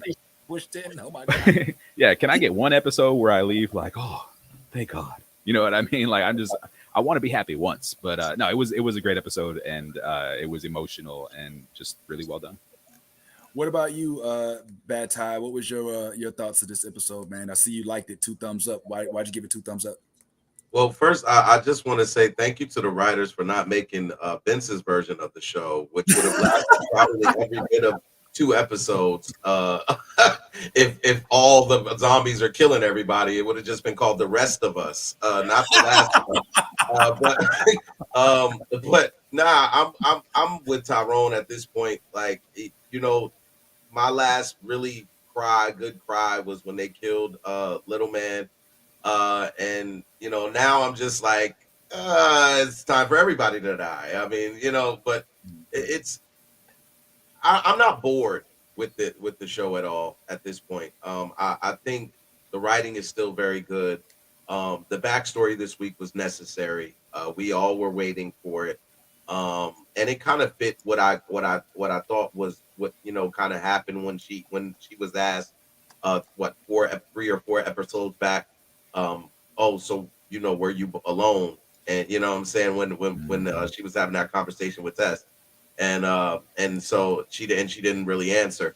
So I mean, this episode was really good. It again it pulled at the heartstrings. It gave you an understanding of why Ellie walks around and moves how she moves. And so as much as I've hated her in the past and called for her death, maybe I'll let her live a couple more episodes. Yeah. So Nolly, give us a quick synopsis of how this measured up to the gameplay. Was there was it I mean, without necessarily spoiling the game for folks, did this kind of go hand in hand with how the game depicted their relationship as well? 100%.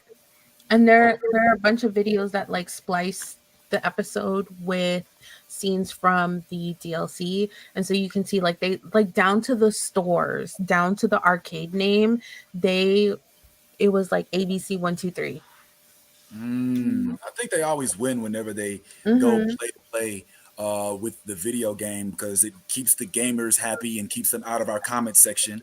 And it also allows us to kind of grow one hand in hand with the storyline from the game as well. And enter the chat. Hello, Riley, played by Storm Reed. How do y'all think she did? Did she kill it? Yeah, shout out to Riley for being the first person in the Last of Us universe to actually shush Ellie. Right. She was like, right. Shh. Finally, I think everybody who has been watching the show from day one was like, finally, somebody told her to shut her ass up. But she didn't shut up anyway. But at least she tried. Yeah. I go ahead. Oh, you said okay. I have to say that I think my favorite part, I mean, honestly, hands down, no question.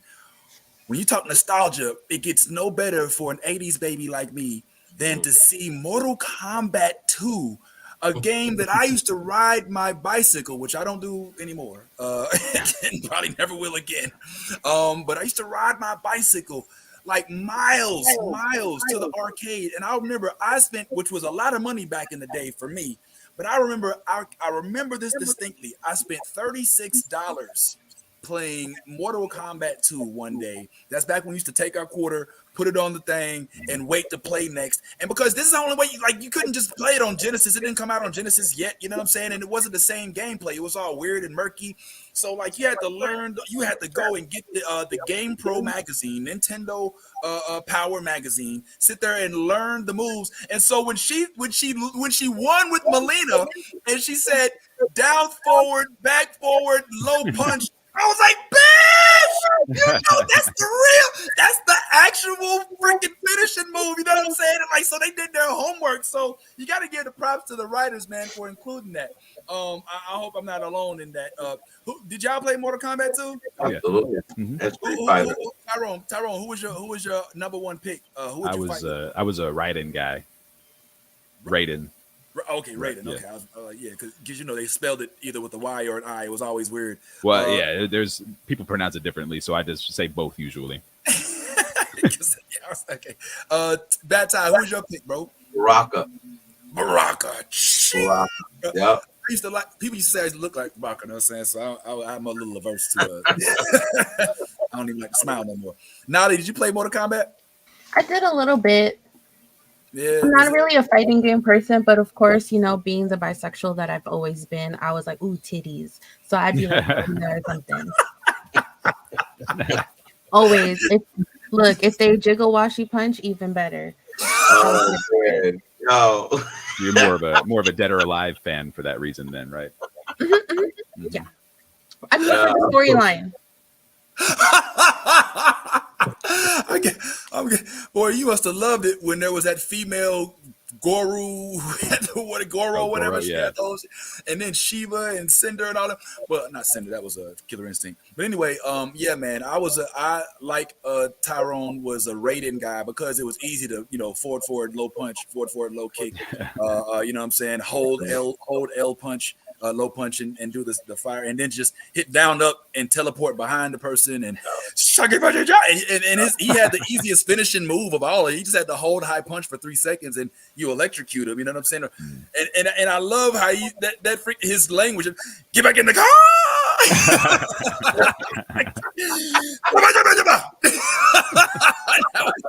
That was my shit. Get back in the car. He was always like trying to figure out what he was saying. He was like, "Yeah, I'm on your mama. I'm on your mama." You know, we always used to make him say like weird, like outlandish stuff. But there's something that was brought to my attention by one of our friends of the show, Fantastic Frankie, because one of the themes of this episode was that Riley had been, some would say drafted, some would say she may have found the Fireflies, but she was seeking out the Fireflies and actually became a member of the Fireflies tribe. And something is starting to become a little thematic as it pertains to the Fireflies. Hear me out on this and tell me what y'all think about Fantastic Frankie's take on the Fireflies and what they're made On of. this, the Fireflies are all people. Y'all know the Fireflies are just an evolution of the Black Lives Matter movement. Hear me out on this theory. First of all, the Fireflies are all people of color fighting for freedom. And they only deal with people of color. Remember, they knew Joel, not Tess. And when Riley asked if Ellie could join, they immediately dubbed it because they knew this white woman would be trouble. And it's so clear during this last episode how true that is, because the conversation between these two is that of a conservative and a liberal person who is, fighting for civil rights. The way that Ellie was gulping the Kool-Aid, just word vomiting propaganda, while Riley is just there trying to educate her like, hey, this is not what we've been taught in the school. But what really drove it home for me was a conversation with her commanding officer, because he was spewing the rhetoric that Republicans spew in the army. And yes, before you say he's Asian, but that brings up the conversation of the model minority. Y'all, I'm about to get on this soapbox. Y'all know. All right, I didn't put the whole thing on there, but I mean, she's got some points. Marlena, the young lady that was with Marlena, even the town that Joel's brother was in, where, I know it wasn't completely Firefly, but I mean, the lady running it, if I'm not mistaken, had some Firefly ties, even though they say that they rescued him from running from it or whatever. Riley, okay, as of right now, almost virtually all, with the exception of the dude who was like, come into the light, who spoke to Joel like on the first episode, second episode, excuse me. Almost all of these members of the Fireflies are people of color. Is it possible that what we've noticed is that the QZ folks are basically like the MAGA All Lives Matter type crowds, and the Fireflies are the Black Lives Matter type of crowd? Tyrone, is she on to something here? I think this is done very intentionally, and I think the overarching message is Nazi gonna Nazi. It doesn't matter why or when or what the situation is, a Nazi gonna be a Nazi, and that's essentially what Fedra is. I mean, they're just Fedra is the fascist, the leader of or what they consider leader of society. She was talking about the word vomiting propaganda and that kind of thing.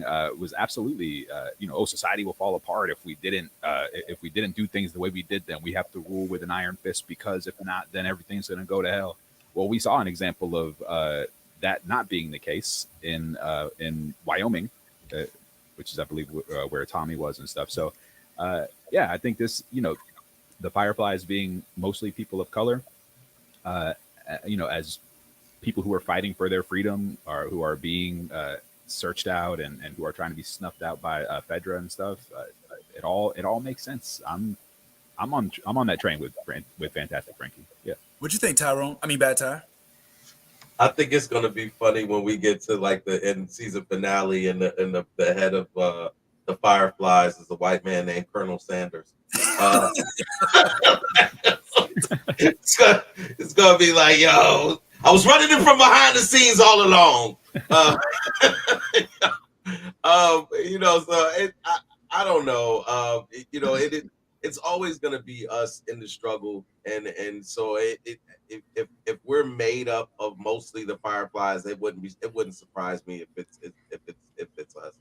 But it also wouldn't surprise me if, like I said, at the end we find out that everything has been running by old Colonel. You know. Mm-hmm. I want to real quick shout out to Minnie in the comments, another member of the Multiverse. Every Wednesday at 6:30 p.m. Eastern Time, tune in to the Multiverse. You will not be sorry. And I think they may have a special guest coming up this week.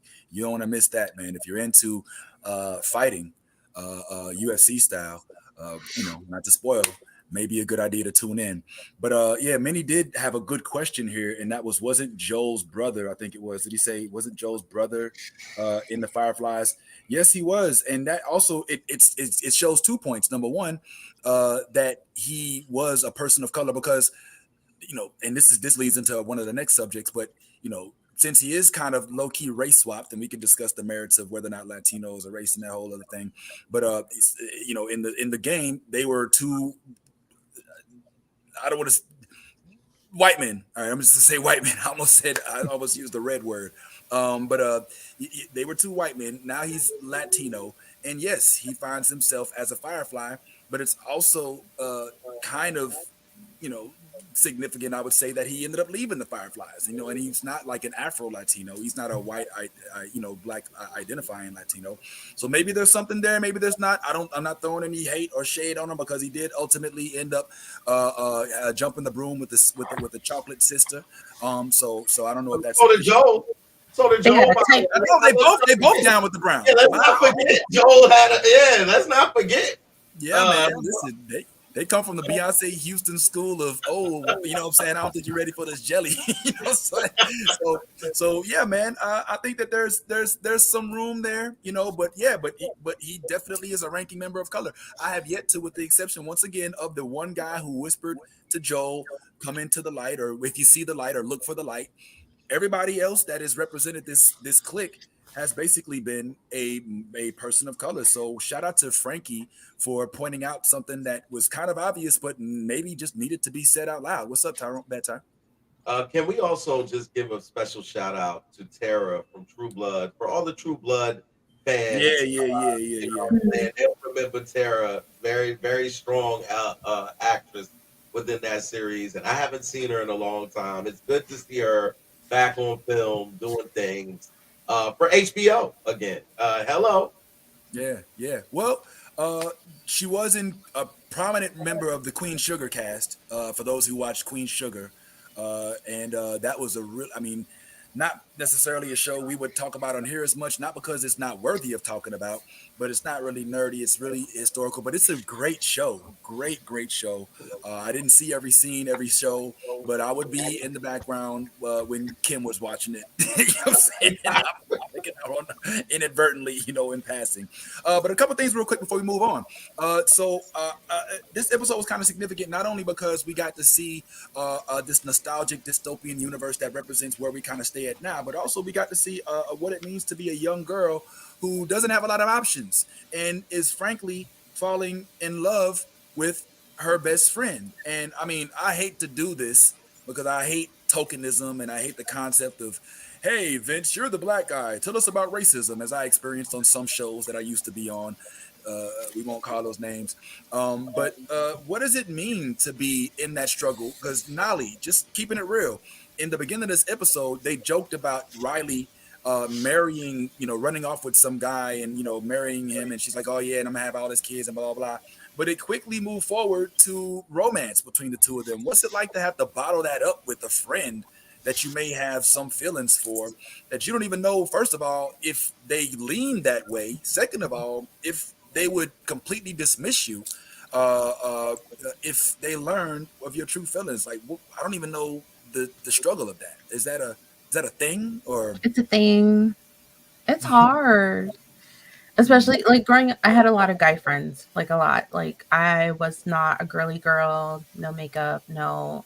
Like I was riding bikes, skinning my knees, rollerblading and stuff like that, and playing Power Rangers and WWE with my friends.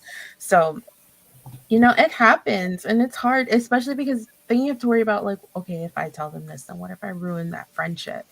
You know, like, do I make things weird afterwards if they don't feel the same? So, but I'm such a cute little moment. I'm so proud of them. You know, at least Riley went out loved. Yeah, that was crazy. And it was really sad. I mean, we kind of knew it was coming, but the moment where they kind of both, had their moment, and there was some instrumental parts in that. Riley took it really well. As it said in the after show, we see Ellie go completely ape shit and start tearing shit down. And Riley's kind of like, look, this shit happens, man. Everybody has their day. Ours just came a little sooner. And little do they know that after that Riley may not have made it. But but that Ellie was actually immune. What's up, Ty? Well, speaking to that point, on the after show, they like that the writers explain that whole scenario and what happened, and the reason of for what was her name? What was Riley? Riley. So Riley had experienced loss before. I think they said she lost her mother and her father, and this was the first time that Ellie actually experiences loss for the first time. So this is her reacting to losing the one thing that she's finally fell in love with, which would have been Riley at the time. So her tapping into that. And I guess the calmer was because Riley had already dealt with death on a larger scale with her mother and her father. Yeah.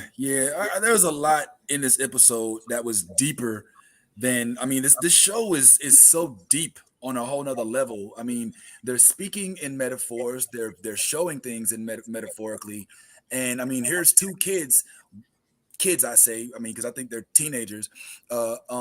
And they're basic. I mean, remember when they drank the liquor? Like we saw them drinking liquor. She's like, "Oh, that's great. It's not even moonshine. This is from the old days. What's this? Hennessy? We don't even know what it is." For her to be so profound as to kind of like recognize, like, look, yeah, I'm about to die, but I mean, yeah, that happens, man. That's the world we live in right now, and it sucks so bad because she just told her plans to go to Atlanta. And all of it was kind of a small part of me. And I think that if Steph was here, she might say, well, God damn it, why are you going to this abandoned mall where they already told y'all there's zombies? And they passed the guy in the beginning. And it's like, yo, he wasn't here before. What's going on with that? So there's there's some room, I think, for criticism, possibly in the strategy of being alone. But then we also learned that Riley was stationed there, quote unquote, perhaps. Was Riley trying to recruit Nolly? Was she trying to recruit Ellie, or was she just really giving her a send off? I mean, what do you think? I mean, I think she had some feelings, and it was like a last ditch effort to either let them be known, try and convince her to come with her, or maybe convince her to run off together. Right. But I don't know. You think it was smart to go down there? I mean, I want to say, they're naive because they grew up in the apocalypse, so they don't know no better. Like, if we had an apocalypse tomorrow, you and I would know better because we done played all the video games, watched all the movies. We know what's up. Like, if shit is blocked off, I'm not going there. You can't. To be so naive to turn everything on, make all this noise, in an apocalypse with zombies. No. Okay. Like, I mean, come on. That part. It was a little like, what'd you expect? You basically put the generator on in the middle of the zombie apocalypse, and they'll probably find you, So inside voices. Oh. You know what I'm saying? It was screaming. They got up. It was dancing. I was the whole time. Love the episode, but every time something came out of someone's mouth, I was like, why y'all so loud? Right. I knew what was coming, but I was still like, why you so even on she fired this whole thing up, and I thought that was gonna be the moment because some shit happened, and she's like, "Oh, let me go fix this," and it got real, and she's like, "Oh, bitch, you're trying to recruit me? You making bombs to kill my people?" And it did kind of I felt that sense of liberal versus conservative hint in there, but ultimately, man, she she had some really good points, and she went out as probably one of the most dynamic characters we've seen on screen thus far. Yes, The Last of Us is ripping our heart out every single episode, But we're here for it, man. We're here for it, and I can only hope that we do get some more action because that's my thing. You know what I'm saying? But thus far, I haven't been disappointed. Even though, like I said, I was starting to get a little bored at the beginning of the episode. I was like, "Oh God," because I'm not that love guy. I'm sorry. I wish I was, but I'm not. But what's up, Tyrone? Just I want to make a quick addendum to what Fantastic Frankie said. I don't even really consider it liberal versus conservative. I consider it leftist versus liberal. Like, I think that Ellie is pretty liberal. She thinks that working with the cops, you can change things from the inside, blah, blah, blah. You know, all that kind of like, that's common liberal think is that like, yeah, we can change it from the inside. Riley as a leftist is like, nope, none of that shit works. I'm with the group that knows that we need to just go ahead and burn it all down. So I that's the only addendum that I want to make to that. I would disagree. Go ahead, Tyler. I just wanted to add this. For all those that didn't hear, Riley actually changed her mind and was gonna stay after Ellie asked her to stay. So I think all of this whole thing was two girls who were actually in love with each other but didn't know how to actually express it, and all of that led up to Riley going, because if you think about it, Riley's doing everything that a person would do that is trying to get you to like them. Like, this is like, going all through all the steps for preparing a really romantic night. An experience. I'm trying to give you all of this. And then Ellie's response is that of someone who is wooed by all of this nice stuff that you're doing for me. And I've always had feelings for you anyway. And this is my opportunity. Now that you've told me you're leaving, my last chance effort to get you to stay. And she did. She got her to stay. So I don't think it was ever about her recruiting her to anything. It was more about, can she convince me to stay, and can I convince her that I love her? Okay. All right. Well, there's something. I mean, I think that could be both. I mean, oftentimes we make ourselves do this whole false equivalence where we have to choose one or the other. And maybe it was both. She wanted to have this final moment with her, but if she didn't, maybe she could convince her to stay. But I will say this: the one thing that Ellie said that takes me out of the left versus leftist argument is that she called her a terrorist. She's like, "You're fucking with the terrorists." Yeah. You know what I'm saying? Like, she wasn't like, "Yo, well, hold on, man. I understand your point, but we can take." She was like, "No, you're a fucking terrorist. You're fucking with these motherfuckers that are trying. I'm gonna learn. You're interrupting my sleep. Tomorrow, I'm gonna wake up and learn how to kill y'all. You know what I'm saying? Why would you want to join with these freaking motherfuckers that are wreaking havoc on the QZs that are one of the only ways that we have any civility in this universe?" And so I don't think that it's all. I don't think that she knows what she's talking about. I think that's where the wokeness of pun intended of Riley comes in. But I don't know, man. I think that she's still kind of teetering on that edge of, yeah, man, we need more police on the streets because they keep us safe, rather than like, well, if I've joined the police force, then I can make a difference from the inside. But they're both young, and we ultimately learned that she ends up leaving the QZ anyway, so it doesn't even make a difference. But good point, definitely good point. I do think that this kind of leads into this trailer that I wanted to show y'all real quick. This upcoming show where the concept of colors does come into play as well. And I just wanted to get an idea of what y'all may have thought about this particular trailer. So without further ado, let me show this upcoming trailer for Peter and Wendy. Tell me, how did you come to Neverland?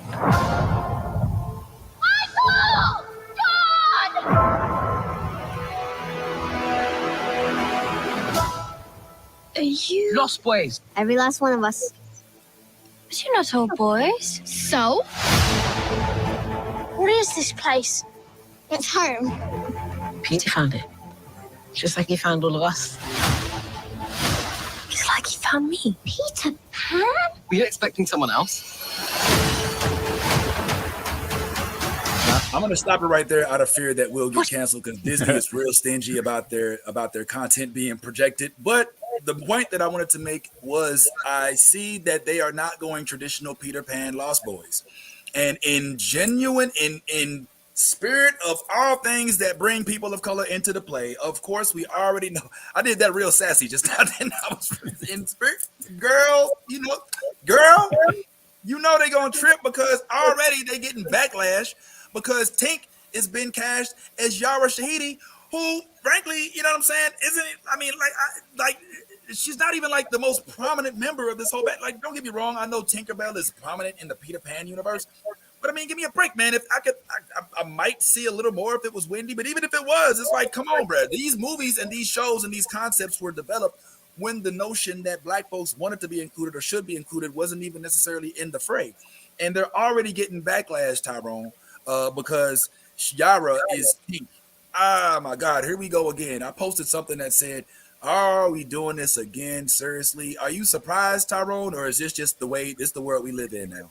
No, I'm not surprised at all. As a matter of fact, I think I'm going to have to do a pre-recorded response to this kind of stuff because it's going to keep happening as long as black people show up and stuff. So it's just going to be a pre-recorded response that, I'll write and everything, but it'll basically just be like, stop telling on yourself, racist. You could just choose not to. But here we are, and we'll probably do it again whenever Disney decides to make the dark version of whatever story they want to make or whatever. And I don't mean dark black, I mean dark tone wise, because outside of the race stuff, the feeling I got from that trailer was like, what if Peter Pan but serious? And I'm like, why are we doing this? But it's a whole other thing. Nolly, you have any thoughts about this, man? What I'm do you so think? tired of this conversation. Every damn time. Every damn time. There are 50-11 fucking versions of Peter Pan where everybody is palm colored. Stop it. Yeah, you'll be okay. I promise you. This is literally going straight to streaming. It's not like it's in theaters. Stop it. Get some help. Unclench. Yeah. Unclench. Yes, let's speak directly to the comment section. Tyrone, same old. I mean, you think at any point in time, bad tie, excuse me. Bad tie, my bad. Y'all just need to merge and become one. Can we just get a force merging? We now have go tie. All right. So is this ever going to be something that we stop hearing from, or will there just have to be a reckoning with us and just realizing whenever we have updated versions with modernized character depictions that we're going to get backlash from the angry? And it's not even white folks. It's not just white folks. Right. Let me just make that clear. It's also blacks and others that just think that these are white characters. And we need to stop making black people into white characters. We should just make new black characters for black characters to be. Is this something that's going to go away, or is this just how it is? Nah, as long as Disney can keep on, recirculating the same content, and then it's going to keep going on. But I definitely think that as long as racism exists, it's going to keep being a problem with racists, as Tyrone put it earlier. There's never going to be a comfortable conversation or a comfortable debate between a racist. It's just not. They're so embedded in their belief that it's just anything that makes them uncomfortable to this dynamic that they've created for themselves. This is always going to be a case. But I'm with Nolly. I'm so tired of Peter Pan. We've done so many different versions of Peter Pan, bro. Just stop. But Hook was the last. You had me with Hook. All right, leave the shit alone after that. You don't got to do nothing else with Peter Pan. You did it. Be glad you did it and move on. All right. Well, as a diehard Neverland, not the theme park, but the show, but the place that exists.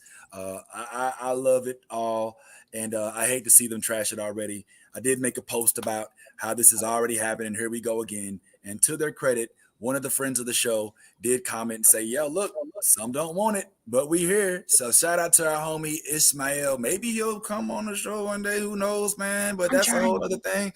But yeah, that's on our Instagram page. So y'all should go check out the Instagram page because we out here trying to do big things. Hit that like button, smash it, and then come on up. Before we get out of here, man, I just had to discuss the Hogwarts phenomenon that is amongst us. For those of y'all don't know, they have turned Hogwarts into a HBCU, and I know that it's not really culturally, appropriate right now because of some of the things that J.K. Rowling has said. But at the very least, we have this to thank. I think Mel Mitch, a fellow FAMU, shout out to my alma mater, hallelujah. You know what I'm saying? Is out there putting this black culture in worlds where fantasy can exist, which include black people, which include some really funny skits such as this.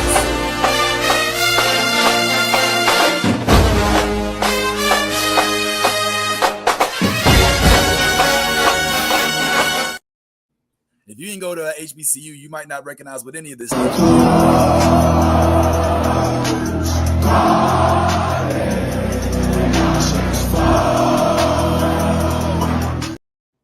This is core HBCU shit, man.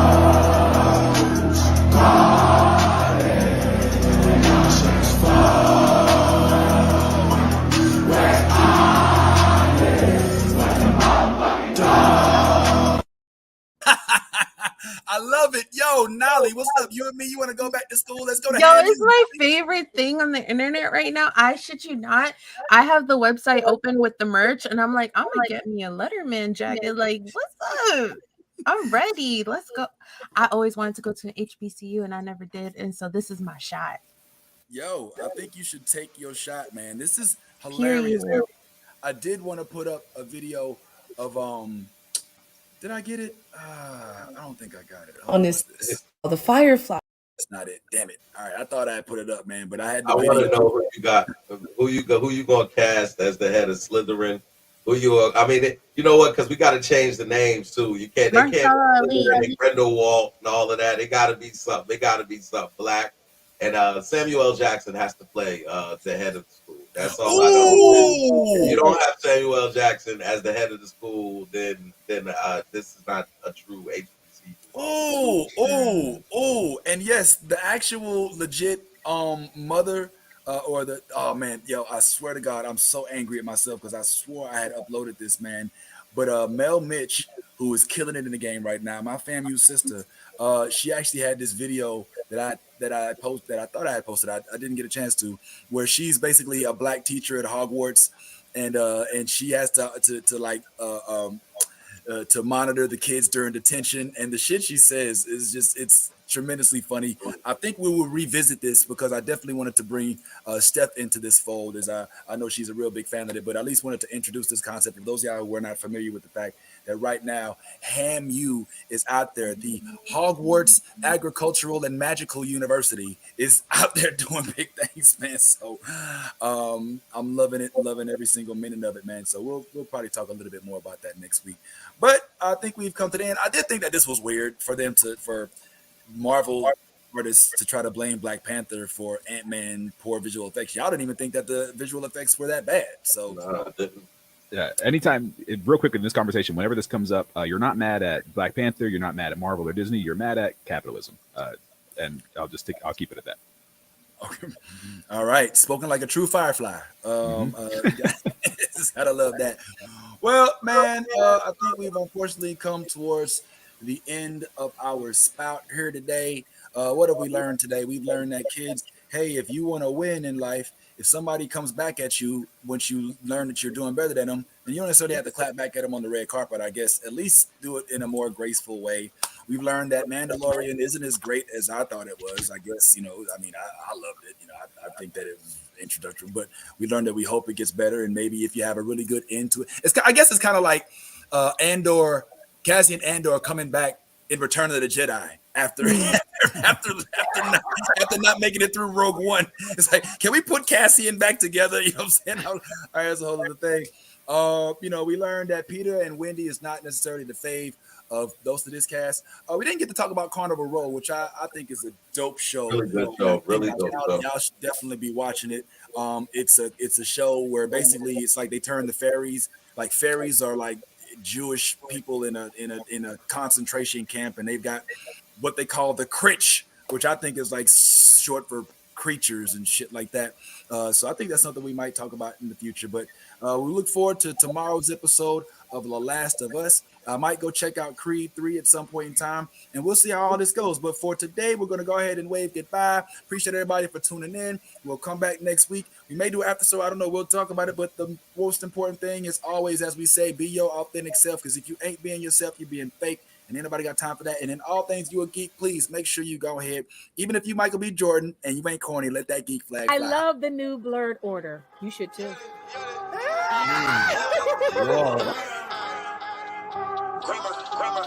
Let me get all this 10p Wayne. All niggas rapping about the same old